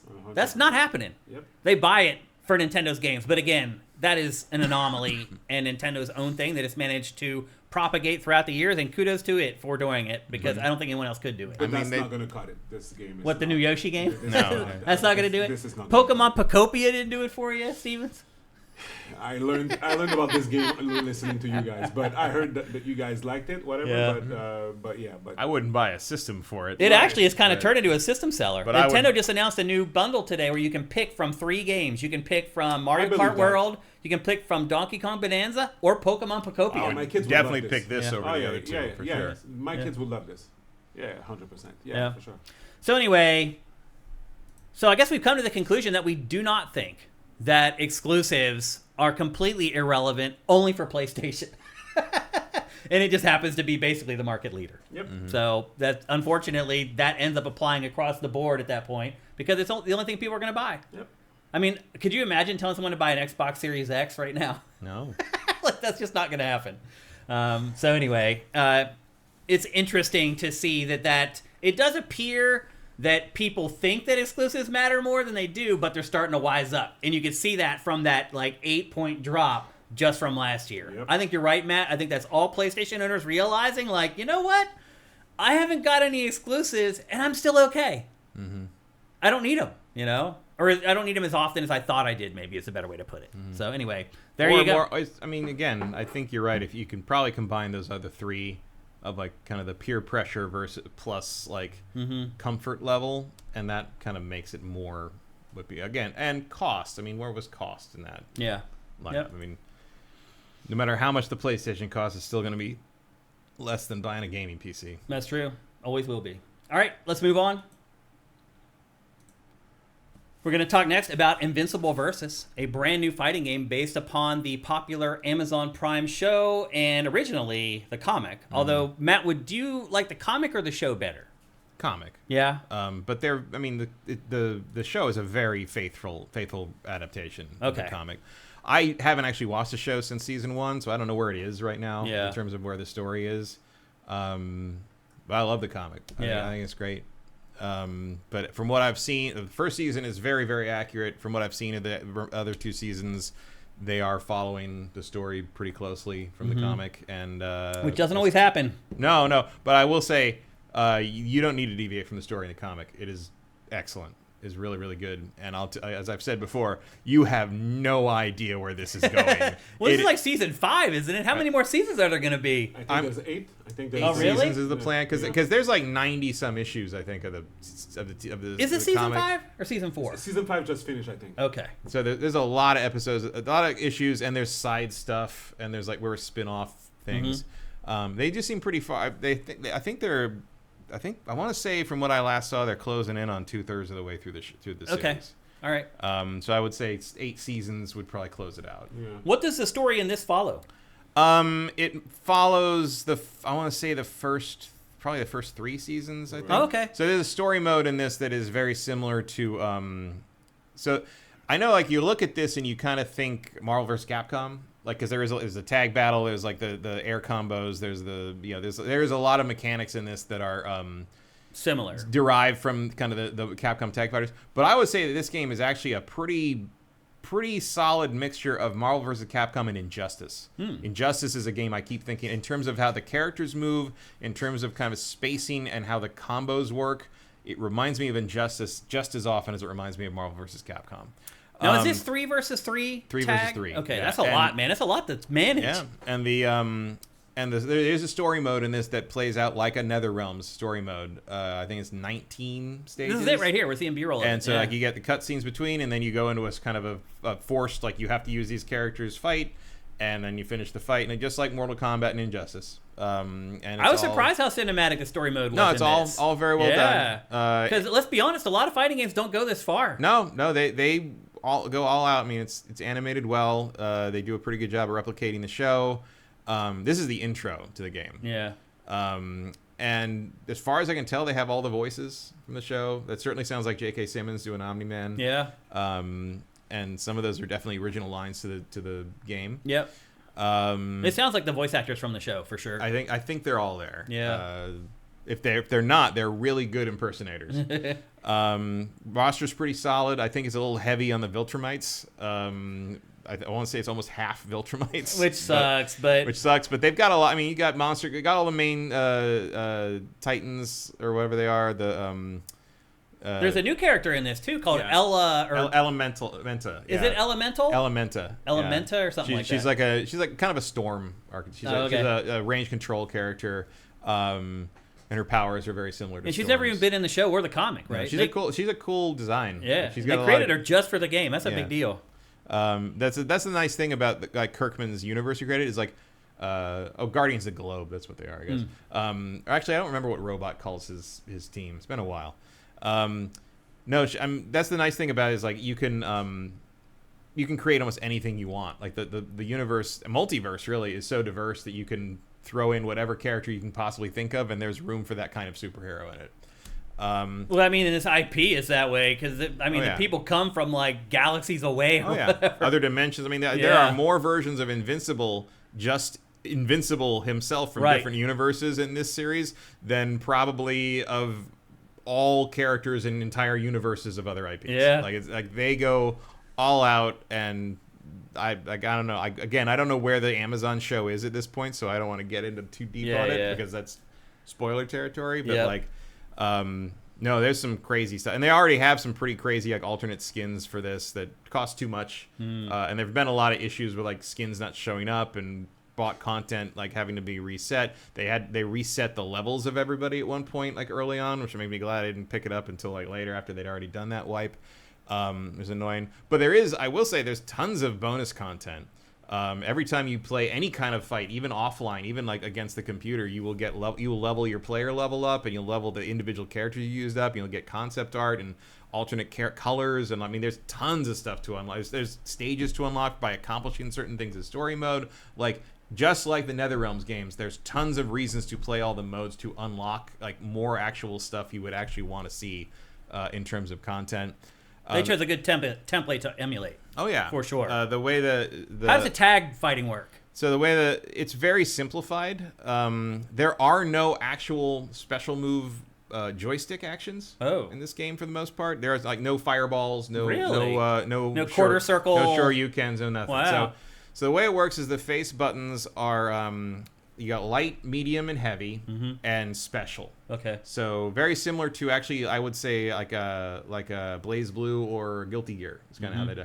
So light, medium, and heavy are pretty obvious. You can chain those together, low to high, and then the special is generally a launcher. Is that what he just did right there? No, that is a super. Oh, okay. So the super, you hold the right bumper and use that you either hit it raw on the special, or you push a direction forward or back or ducking, and that will do different supers. Oh, okay. I do like how when a new fighter enters the ring, they do that big fist clash and the whole stage explodes. Yeah, well, so that's resetting it. So there is no movement between rounds there is in a Marvel game. Yeah. So it keeps it a little more even.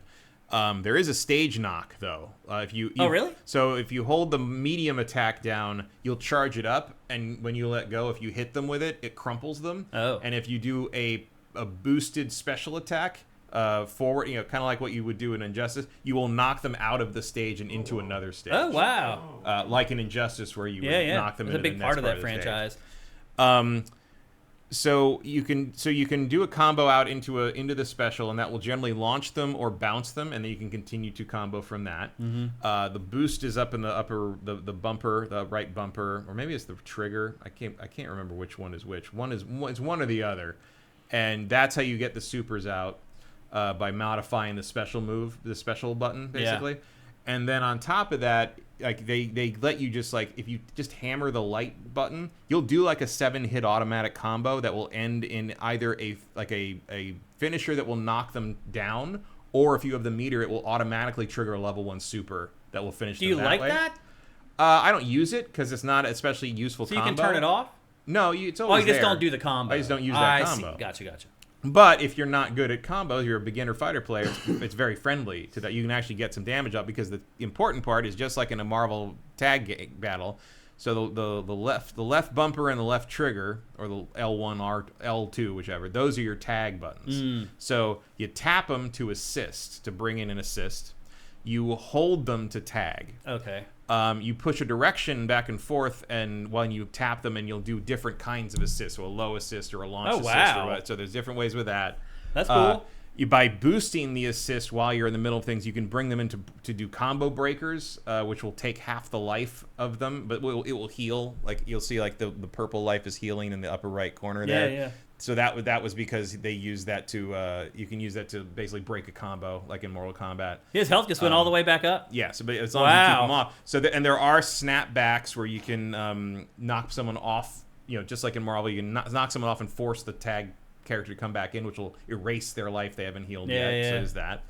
And of course, if you hold the tag button while you're doing a combo, you'll active tag and bring in another character, and they will continue the combo. And that is very easy to do. And even using that the hammer, the light button attack, you can pull off like a 30-hit combo with that. You just hit that light and if 7 times. If you have the meter, you can combo into a super and then hold the tag combo. Hit the active tag during the super, bring them in the middle of the super in midair even, and keep combo. Like it lets you do some pretty cool stuff, even just using one button if you're not adept at doing different combos. It sounds noob friendly, which is the right approach for a game like this, based upon a show that everybody's watching. They are working really hard to make this accessible for anyone, even people who haven't really played fighting games before or have been out of it for a long time. There's not a lot, if you're already familiar with tag fighters, there's not a lot new to learn here. It's just you just got to learn the characters and what they can do. If you're new to this kind of thing, it will ease you in, and the tutorial is very thorough and tells you exactly what you need to do, how to do it, and why you would want to do it. That's actually really the most important part. It tells you why you want to have this ability in the game. Yeah. So that's really good. Yeah. I mean, it sounds crazy deep, but still accessible. It is. Which is cool. And the fighting game community has more or less embraced it. There's been a lot of complaints. It's at EVO, right? It will be at EVO. Yeah. There are already other local tournaments happening. They're being put up, and people are getting into it. You can tell. I think you can tell that the people making this game love this property and love that they're getting to make a fighting game out of this, and they really want it to work. They have a huge, I think, 2-year roadmap for how to support this. They're already getting 4 new characters out. Well, every season of the new show, all the new characters show up in the game. Well, and also you have way more characters than you do. I mean, there are literally hundreds of characters in the Invincible universe. You could put any number of people. I mean, there's so many. You could end up with a roster bigger than MVC3. Wow. Easily, or MVC2 even probably. All the characters. Even the Viltrumites feel pretty different from one another. They did a good job of incorporating the different characters' kind of fighting styles on that. They did a good job of making everybody sort of work in the power level. Like there's characters like Rexplode who really shouldn't be able to fight these characters. I was going to say but that. They find ways to sort of like that clash at the beginning. So Cecil, was it Cecil is in it? The old guy who runs the Guardians.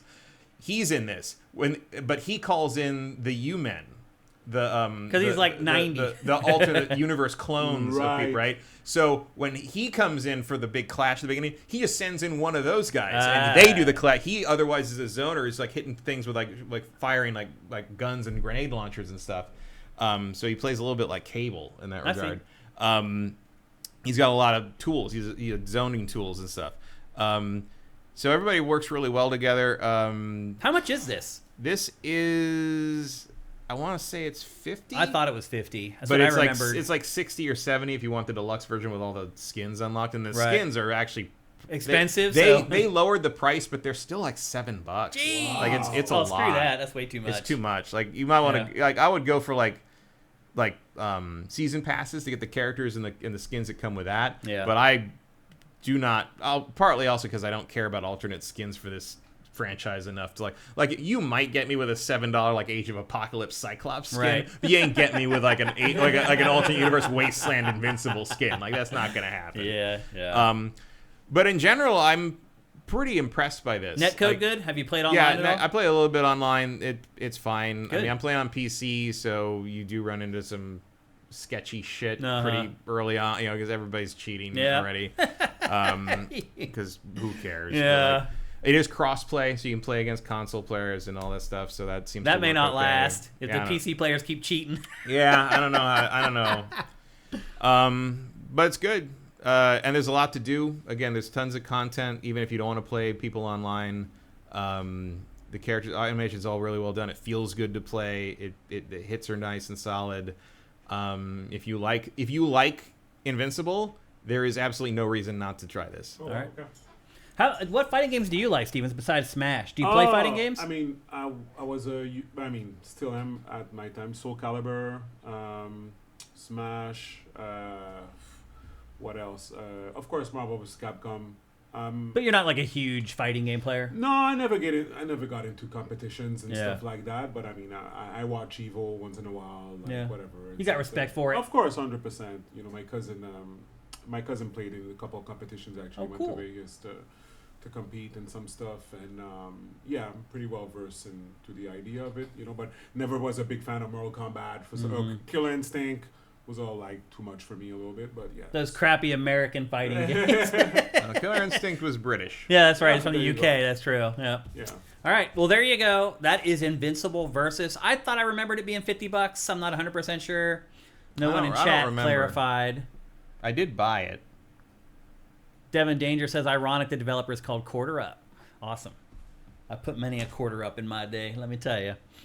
All right. Unfortunately, we're running out of time, so we do have to move on. Yeah, $50 on Steam. Matt, can we review Aphelion in 10 minutes? Sure. I think we can. The good news here, or actually the bad news or the good news, depending on how you look at it, is that we do not have B-roll for Aphelion, so you're going to have to watch the same trailer over a bunch of times as we talk about it. It will be swapped out for the final version of the show, obviously. This game has had so many troubles with that. Yeah. Yeah, they were in IGN's showcase like a week before the game came out, and IGN ran the wrong trailer. Aphelion? Ran the old trailer. Really? Instead of the new one. Yeah. This game had like 300 people playing it on Steam. Really? This game might kill Don't Nod. It might. Like, Well, here's the good news. It's on Game Pass. So at least the anecdotal evidence I've heard is that if you're on Game Pass, you're probably going to break even with the money that they pay you for it. I hope so. So we mentioned this earlier, but Aphelion basically has the same plot. It definitely has a lot of the same As plot Saros. hooks as Saros. Yeah. It's weird. So- Except a very different approach. Yeah, the setup, there are different games for sure. So the setup for this is I say you, but you play as two different characters. Two astronauts are flying to a planet to find a new energy source. They think they're the first ones going to the planet, though, and they're these pioneers. Well, they crash land and get separated, and they both end up going their own directions. And really the struggle in this game is like, what do you do? So you figure out very quickly that they're in love. The two people are in love. And that's done very strangely because basically the conflict between them is that she basically says like, no, we can't do this. It opens with them having just had sex. Right. As they're approaching the planet. Right. On the And she's- ship. And she's like, we can't do this. It was a mistake. Like, I need to focus on this mission. I'm like, lady, you're on the mission. Yeah, Like, you're about to land. You're the only two people you're ever going to see again. And clearly, fucking was in the mission parameter because there's a queen bed on the spaceship. Yeah. So, like, what are you doing?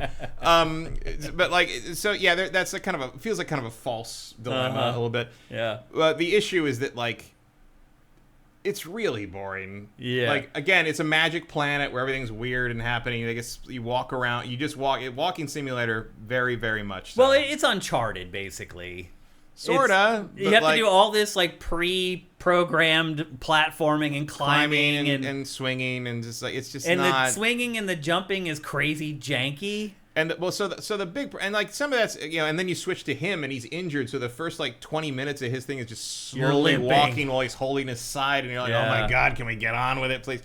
And then of course, so her stuff is like puzzle platforming. His stuff, he has this oxygen tank. Yeah, he breaks his oxygen very early on, and you have to like run from station to station. Yeah, so his segments are all like, hey, get to the next air station before you run out of air, and that's pretty much all that you do with him. Well, you do more later, yeah, but that's when the game gets bad. Yeah, it gets real bad. Because around Chapter 7, they start getting stalked by this thing, and it turns into a terrible, terrible stealth game. Yeah. And I was already kind of ambivalent about it, and then when that happened, I hated it. Yeah. It's bad. And I'm not. And There's it's something not worse just. than the stealth. And it's though. not just because I don't like stealth stuff. It's bad stealth. Oh, it's horrible. It's terrible. It really is horrible. It's There's no indicator. It's all terrible. trial and error and luck Yeah. whether you make it through or not. Awful. Wow. Awful. But there's something worse in this game, Matt. So again, his gameplay stuff mostly is just the oxygen stuff we talked about. She's the star. Like, you don't play as him anywhere near as much as yeah, you she play is definitely the main character of the two. Yeah. And so she has like the Uncharted like platforming that there's just way too much of, and it never And it's not changes or good. evolves. Like, it doesn't feel good to No, do. it's just awkward and weird, and it just goes on. And you have to on. like hit the button to catch the ledge every time, or she sort of Yep. actually arcly falls off, and then you have to do a QT to pick yourself to back grab up. the ledge. And it's just like, why? Yep. Why do I have to perfect grab every Yep. time? It's just So tedious. there's that. There's the stealth that we talked about with this creature that follows you around through the last half of the game. And as Matt said, that is incredibly annoying. And then she also has a visor that has two different functions. And Right. one, it just shows you the waypoint where you need to go. The other one allows her to see these currents of energy around the planet. And the problem is that whole mechanism and that whole mechanic is incredibly finicky. And so you could put her visor on something that it's supposed to interact with, and it won't Yeah, work. it doesn't always show you the energy. And so you think you're doing something wrong, and so you stop doing it and try to solve it 8 other different ways. And then you realize, nope, that was the way I was supposed to do it, and you go back and finally you get the icon to show up right. Like, oh my god. And so that is really annoying, and the problem with this game is that you solve the major mystery like an hour and a half before the game ends. Like, I don't want to spoil it, but like what you've been working towards the whole time, you solve it. You get a resolution on that. Also, it's really dumb. Yeah, and it's really stupid. Like, it's not an interesting No. solution to any of And this. then at the end, there's another hour and a half where you go into this cave and it's nothing but using that visor. And Matt, I quit the effing game. I quit in protest. The last hour of this game is effing trash. I argue it's already trash when the stealth starts. I but was that's making even my worse. way through it until that last hour in that cave, and then you're doing the stealth while you're using the visor at the same time, and I was like, F this. I bailed on the stealth. That was it. So did you make it to the resolution? No. You didn't. I read about it. There's I just also looked it up. goofy stuff, like at the end, she goes way down in this hole in the planet to end the game. Right. Like, this But is... there's no way to get back up out of the hole. And so the game ends, and she's like, well, I guess I'm going to do-diddly-do. It's like, no, you're not going anywhere, lady. You're stuck at the bottom of this hole now. Like, the game. If you would... The whole premise is done way better in the Invincible. Yeah. That game that came that was based on the Stanislaw Lem book. Yeah. Is a lot of the same ideas, but way better execution. What was Donut What thinking with happened this here? game? How is this the same people that made Banishers? I don't know, man. Like, where is the gameplay? Where is the snappiness? Where's the anything? I don't know. Should have been a Like, walking simulator. Well, it should have been my wheel. It's like, okay, you want me to send me to a weird planet, explore Yeah. a weird planet, look around and see. I mean, that should have been exactly what was right up my alley. Yeah. And instead, I'm just like, oh, it's just Hoth. Yeah. Like, I've been here.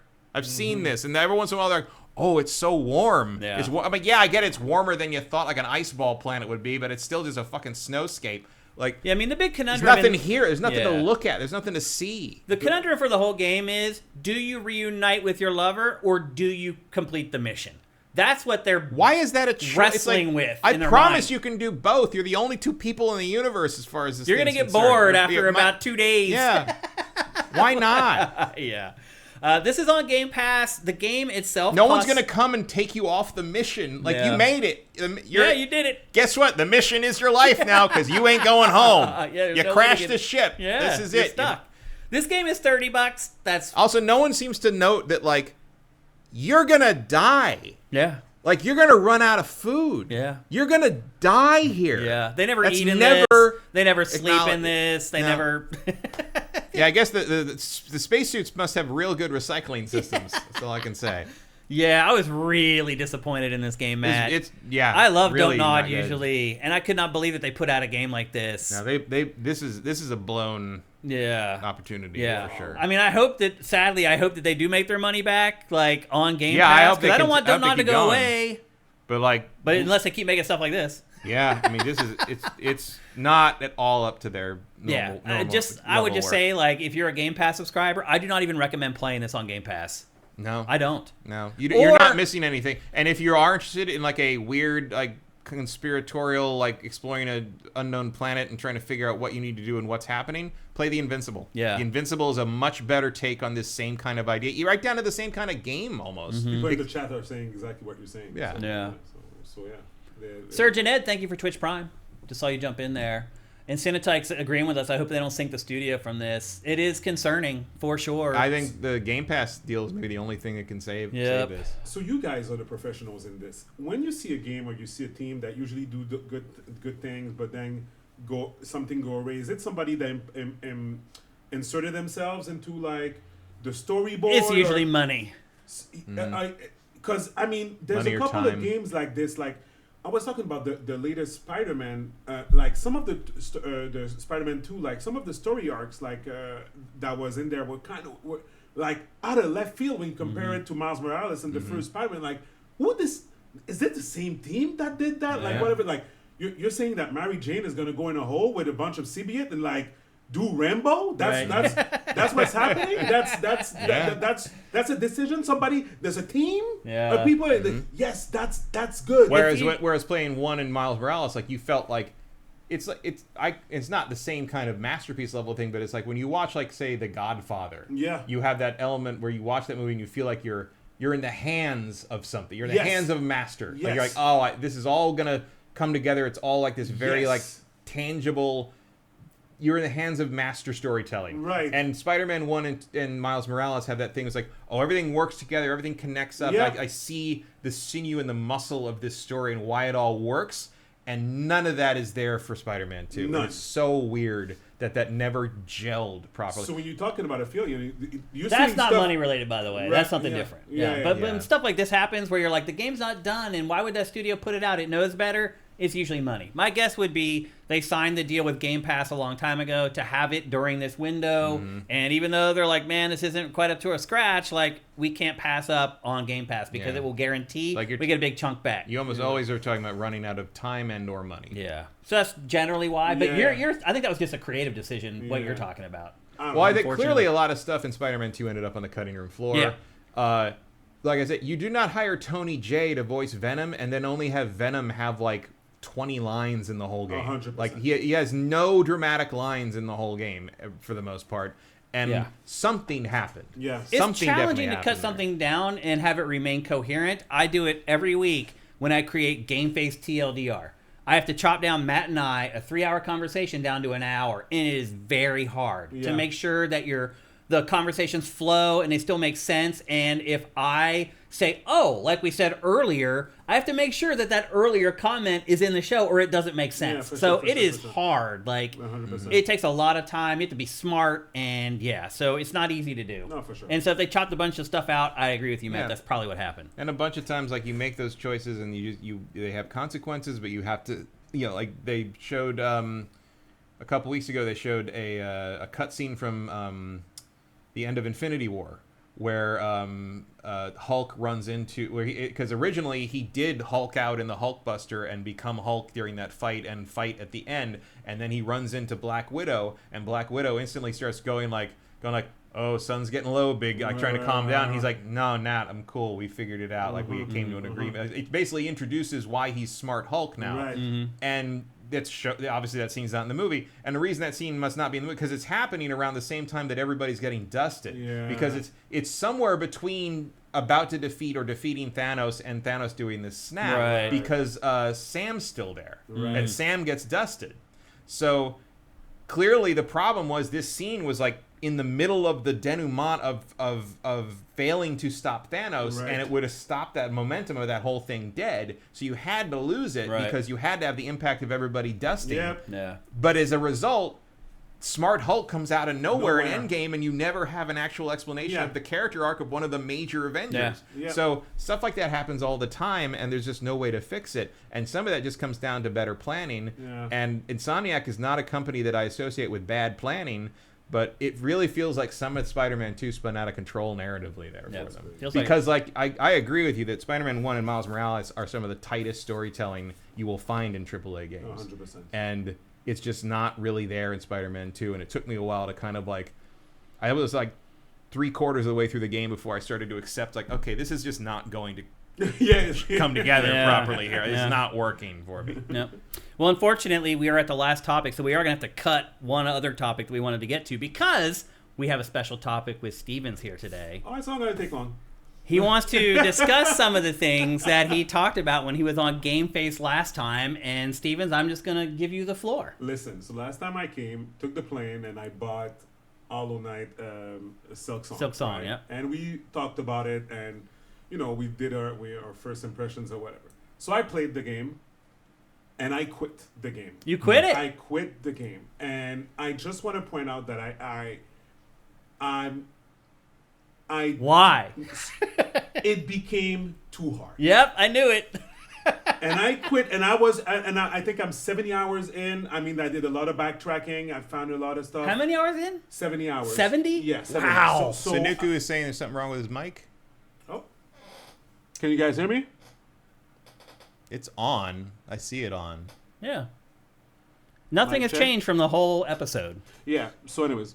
Maybe just lean closer. Yeah, maybe. So I was just gonna say like, So I was just gonna say I was really disappointed because I really liked the first Hollow Knight. I think it's a classic.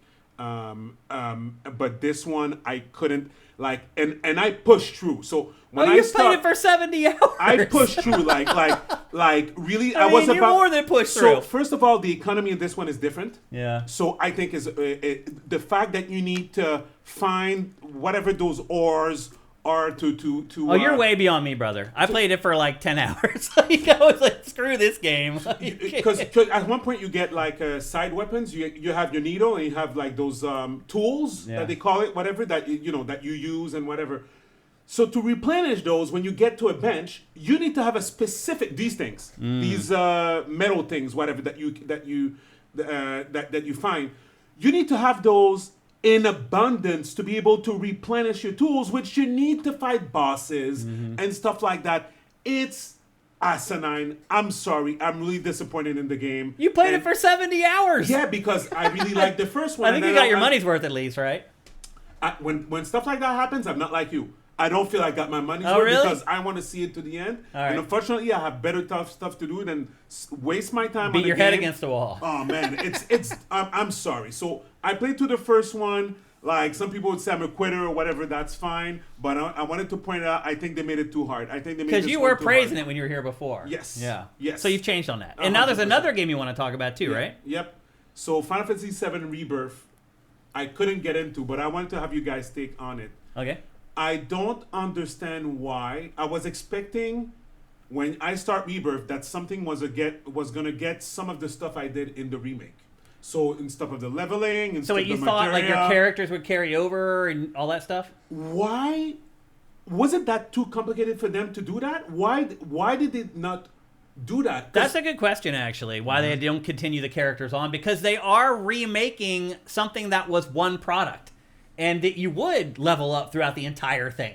So you should have a character that continues from part 1 to part 2 to part 3. I mean, that makes sense. You're right. That's 'Cause I didn't bring that up when we reviewed it, though. So- Actually, I never even thought about that. I understand that some people have their I grievances. think this is my first realization that you don't do that. Like Yeah. that there's no save import. Yeah, That's crazy. It is crazy. I have not played Rebirth. Hey guys, Oh, you haven't played it? I've never played it. Wow. if the chat might tell me, but if I'm crazy, because that's the reason why I end up not buying it, because I felt playing it, I felt I was playing quote unquote different characters that were Yeah. not the Your ones, character. Yeah. Because remake, again, I understand that some people like it, other don't. Me personally, I really liked it. The only thing I didn't like was the summons, the way that the summons was Yeah. done, like that whole thing. They lost their impact. Yeah, that was kind of finicky. But in terms like playing with Tifa was like amazing for me. Like I loved it, whatever. So in terms of the fighting and so forth, but not being able to carry all that time. So you have not played Rebirth? No. Oh, so you decided not to buy it because your character wouldn't carry I mean, over. I tried at the beginning and then it felt weird. That's a shame because I think Rebirth is way better than Remake. But that's just me. Yeah, but it felt weird because, like part of Final Fantasy is building your team. Yeah, it is. No, I understand. Customizing your and weapons. I never picked up on that either. I should have. But then I wonder what they would have done for me because I didn't finish Remake. I played it a lot, but I didn't finish it. So I do wonder how that would have worked for me because I had mid-level characters basically. And how do you balance Rebirth then? You wouldn't have been able to. You would have to import a completed save. Right. Yeah. They'd have to figure out some way to do it. But Yeah. I very much believe that at some point, once they've finished all three of them, they will put out another version that is all three in one incongruent continuous wow. thing. I think that is an obvious. It makes sense. I think it's an obvious way to sell these games to you a fourth time. on the PlayStation 6. Wow, yeah. That makes sense. That's kind of crazy to do that, but yes, I totally... You've brought up a great point. I did not pick up on that. I played it for 50 or 60 hours. I never even thought about the fact that it didn't bring It did in not my occur to saves. me that wouldn't be in the game. Yeah.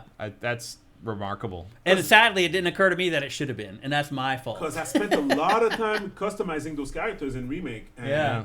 And at the end, like, I remember the last boss of the Remake, like, I was a well-oiled machine. Like, in terms of Yeah. my team, I had my stuff figured out. Yeah. So I was really expecting to carry that into Rebirth. Yeah. It was not the case. And now you won't buy it. No. Well, will you buy part 3? Why? I mean, it could still be a good game, even though you can't bring in your characters. Let's wait and I mean, see, I but- really liked Rebirth, and I didn't bring in characters from the first game. I still No, enjoyed it. and I get it, but again, you didn't like Remake, right? I mean, I wouldn't say I didn't like it, but I didn't love it. Yeah. Anyways, I don't know. It felt weird to me, so Okay. I wanted to bring that out. All That's right. it. Yeah. That makes sense to me. I can see why you'd be angry about that. All right. That's going to do it for GameFace episode 479. Except, of course, there's one thing left to do.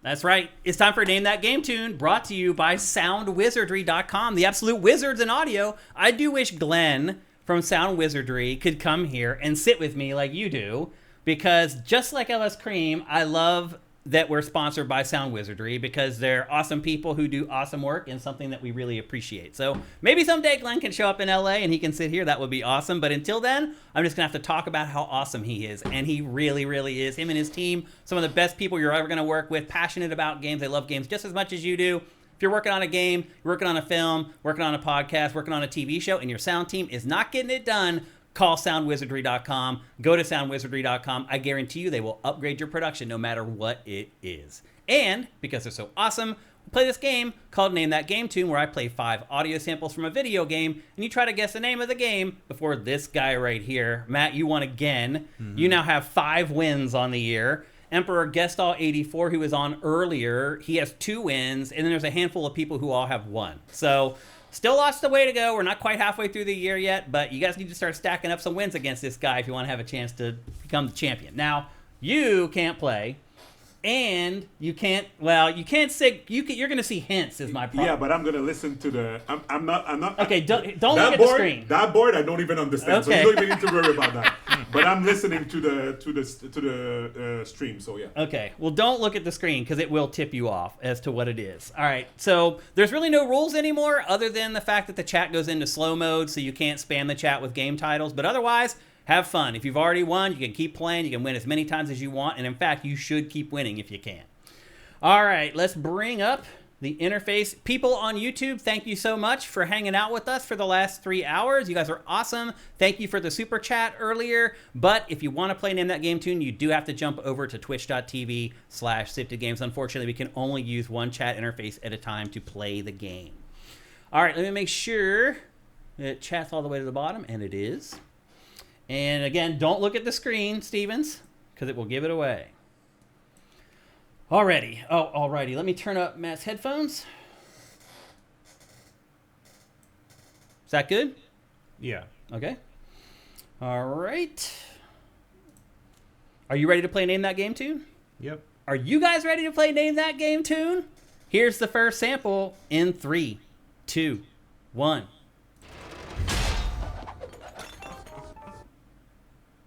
I'll play it one more time. Diablo. Not Diablo. All right, let's get some guesses rolling in here. Ninja Gaiden 2, no. Body Harvest, no. Sly Cooper, no. Borderlands 2, no. Diablo 2, another Diablo guess, no. Astrobot, no. Major Skittles, that's hilarious, though, because it almost was Astrobot. And I tried to use Astrobot, and the... Does Emperor Gastal got it? Scroll up. Yes, he did! It is Stellar Blade. Oh my god! As soon as I saw that, I'm like, that was it. Oh That was my it. god. Wow, you got that on the first clue. We have another champion here. This is his third win.